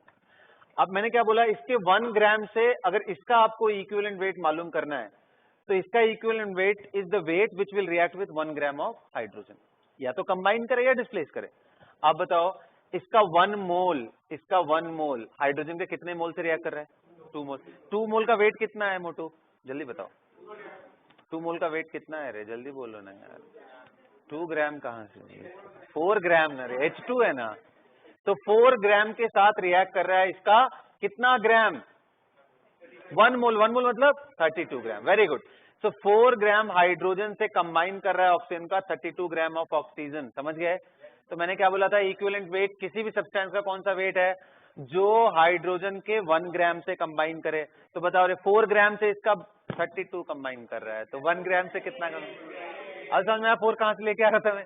तो ये यहां से आया था। या उल्टा कर लेते हैं, हाइड्रोजन का इक्विवेलेंट वेट 1 आना चाहिए यहां से। तो कैसे बोलेंगे भाई, 32 ग्राम ऑक्सीजन से कितना कंबाइन कर रहा है? 4 ग्राम of hydrogen is combining with 32 gram of oxygen. और मैंने इक्विवेलेंट कैसे डिफाइन किया है? That amount, that mass which will combine with 8 gram of oxygen. तो बताओ भाई, 32 से 4 कर रहा है तो 1 से कितना आएगा? 4/32। 8 से कितना आएगा? ये कितना आ रहा है? समझ गए? तो ये सब चीजें आपस में रिलेटेड है। तो बस अभी इतना ही है, इससे ज्यादा नहीं बताऊंगा मैं, ठीक है? मिटा दिया इसको, भूल जाओ तुम लोग। अब आते हैं मेन चीज पे। तो हम लोग क्या डिस्कशन करना चाह रहे थे? एन फैक्टर के बारे में। हाँ, सबसे पहले दिमाग में आपको ये बिठा के रखना है बच्चों कि एन फैक्टर का एक्चुअल जो टर्मिनोलॉजी है वो आपको तभी समझ आ सकता है जब आप इलेक्ट्रो का पूरा तो अंडरस्टैंडिंग पार्ट में मैं नहीं बात करूंगा। अभी हम किस पे बात करेंगे? कैसे कैलकुलेट करते हैं, बस उतने पे ही। सर क्या होता है ये एन फैक्टर से ज्यादा जरूरी क्या अभी आपको जानना है? कैसे निकालते हैं, क्या होता है ये इलेक्ट्रो समझाऊंगा। जब इलेक्ट्रो पढ़ेंगे तो वहां पे आपको दिखा देंगे कि होता क्या है, ठीक है? तो n factor completely depends on the nature of reaction. पहला चीज, n factor depends on, n factor depends on nature of reaction. n factor एक ही मॉलिक्यूल के लिए अलग अलग रिएक्शन में अलग अलग हो सकता है। कभी भी KMnO4 का n फैक्टर 2 भी हो सकता है, 3 भी हो सकता है, 5 भी हो सकता है। समझ रहे हो ना? डिपेंड करता है कि कौन से रिएक्शन में वो जा रहा है। कॉमन वाइज अगर आप पूछने की कोशिश करो कॉमन एन फैक्टर क्या है KMnO4 का, तो 1 है, 3 है, 5 है। लेकिन वो कुछ भी हो सकता है डिपेंडिंग ऑन द रिएक्शन, कौन से रिएक्शन में वो इन्वॉल्व हो रहा है। तो यानी कि हमें टाइप ऑफ रिएक्शन को वापस लेके आना पड़ेगा। तो n factor depends on the reaction. तो सबसे पहले जो सबसे सिंपल और बहुत ही इजी है वो है non redox reaction. Non redox में कितने तरह के स्पीशीज मिलते हैं बेटा? एसिड। दूसरा क्या मिलता है? बेस। तीसरा क्या मिलता है? सॉल्ट।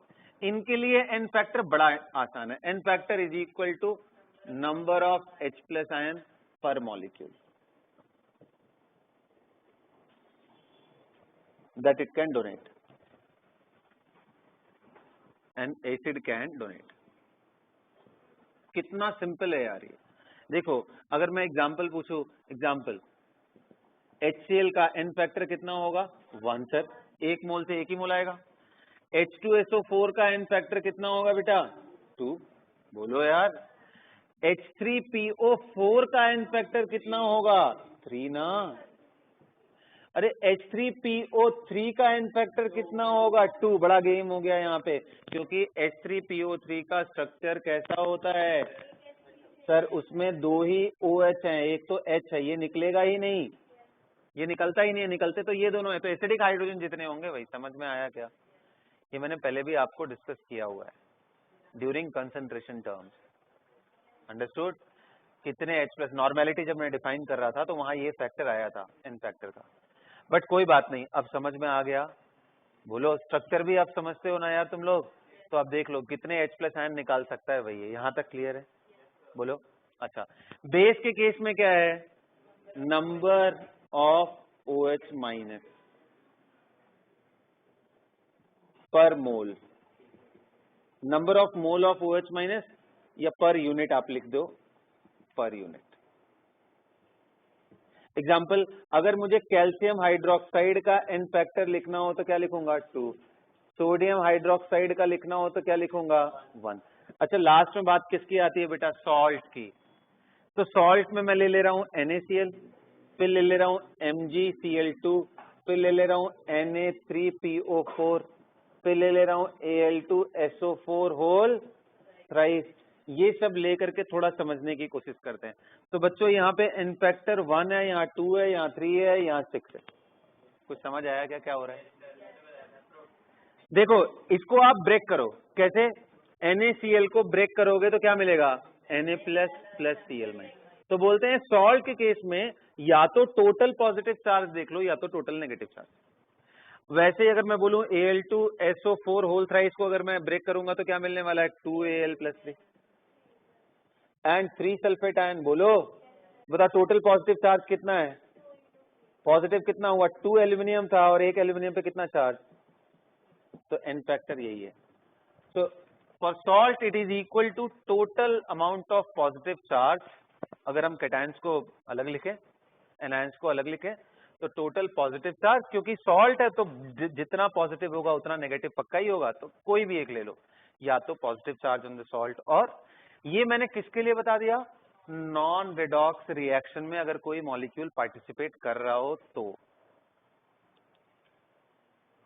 समझ में आया? इसको नोट कर लो, एन फैक्टर।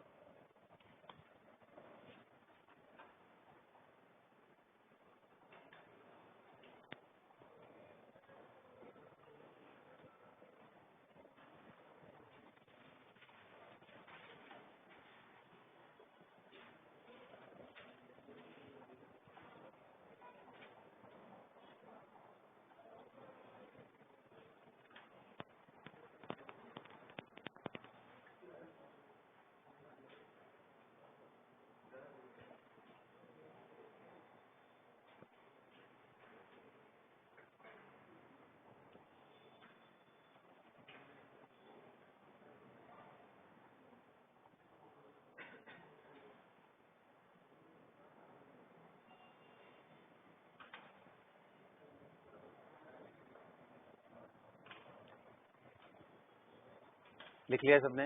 नॉन रेडॉक्स में कितने तरह के स्पीशीज मिलने वाले हैं? या तो एसिड होगा सर, या तो बेस होगा, या तो सॉल्ट। एसिड में एन फैक्टर क्या होता है? जितना H+ आयन वो डोनेट कर सकता है। बेस में क्या होता है? जितना OH आयन। सॉल्ट में क्या होता है? Total positive charge on cationic part और total negative charge on anionic part.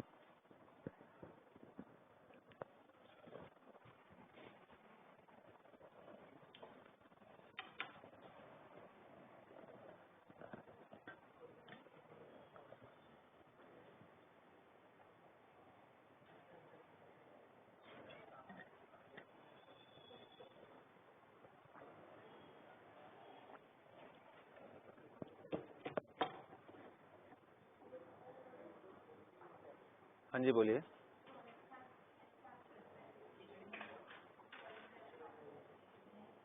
किस पे डिपेंड करता है? बस कैटायंस उस पे कौन से हैं, उसका नेट चार्ज क्या है। हाँ, टोटल कैटायनिक पार्ट का नेट चार्ज।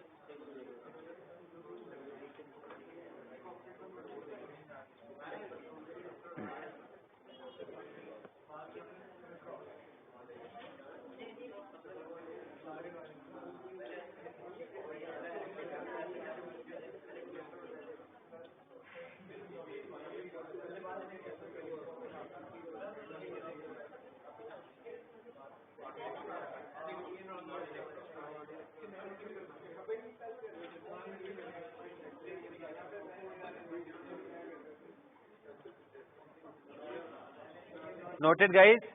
कुछ एग्जांपल्स मैं करा दे रहा हूं, आपको क्लैरिटी आ जाएगी। जैसे देखो, अच्छा हाँ ठीक है, साथ के साथ पहले ये भी आप लिख लो, फिर उसके बाद बात करते हैं। देखो n फैक्टर बच्चों रेडॉक्स रिएक्शन अगर हो जाएगा, प्लीज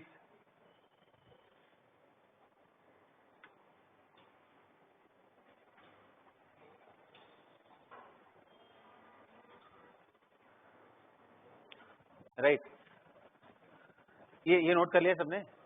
अब देखो रेडॉक्स के लिए, रेडॉक्स अगर कोई रिएक्शन रेडॉक्स हो रहा हो, पहले तो पहचान जाओगे ना रिएक्शन रेडॉक्स है या नॉन रेडॉक्स। रेडॉक्स रिएक्शन में क्या करना है कि जितना इलेक्ट्रॉन उस रिएक्शन में ट्रांसफर हुआ, याद करो हमने बैलेंस किया था जब रिएक्शन आयन इलेक्ट्रॉन मेथड से, तो इलेक्ट्रॉन दोनों तरफ इक्वल कर रहे थे, फिर ऐड कर रहे थे, बोलो यार। तो जितने इलेक्ट्रॉन का ट्रांसफर हुआ है ऑक्सीडाइजिंग एजेंट से रिड्यूसिंग एजेंट की तरफ, जितने इलेक्ट्रॉन का ट्रांसफर हुआ है, वो इलेक्ट्रॉन के नंबर्स को मुझे ऊपर रखना है और डिवाइडेड बाई जिस भी मॉलिक्यूल का मुझे एन फैक्टर निकालना है उसका स्टोइकियोमेट्रिक कोएफिशिएंट। तो n factor is equal to number of electron transfer. या अच्छा मान लो रिएक्शन आपने वैसे बैलेंस किया ऑक्सीडेशन नंबर वाले मेथड से, तो उसमें देख लेना कितना नेट लॉस और कितना नेट गेन हुआ है, या डिक्रीज और इंक्रीज दोनों इक्वल होते हैं ना, वही वैल्यू जो इक्वल हो रही थी वही वैल्यू उठा के आपको ऊपर रखना है और नीचे उसका स्टोइकियोमेट्रिक कोएफिशिएंट। अभी मैं समझा देता हूं। So what I have written at the top, number of electron exchanged in balanced reaction, number of electron exchanged in balanced reaction,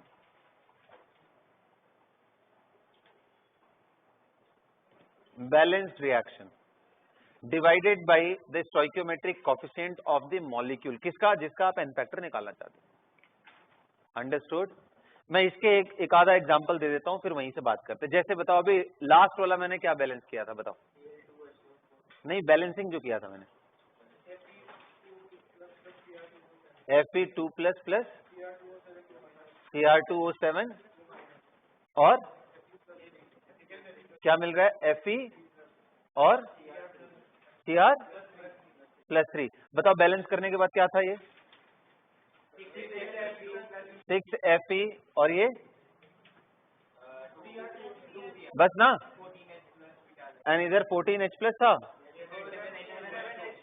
और इधर 7H2, यही था ना बेटा। अब मेरे को इसका मान लो इस क्वेश्चन में पूछता कि मान लो ये Fe+2 ना होकर के ये कुछ ऐसा रहता, एन फैक्टर मान लो मेरे को निकालना है किसका, एन फैक्टर ऑफ क्रोमेटाइन, डाइक्रोमेटाइन, मान लो इसका बोलता निकालने के लिए, तो कैसे मैं लिखता।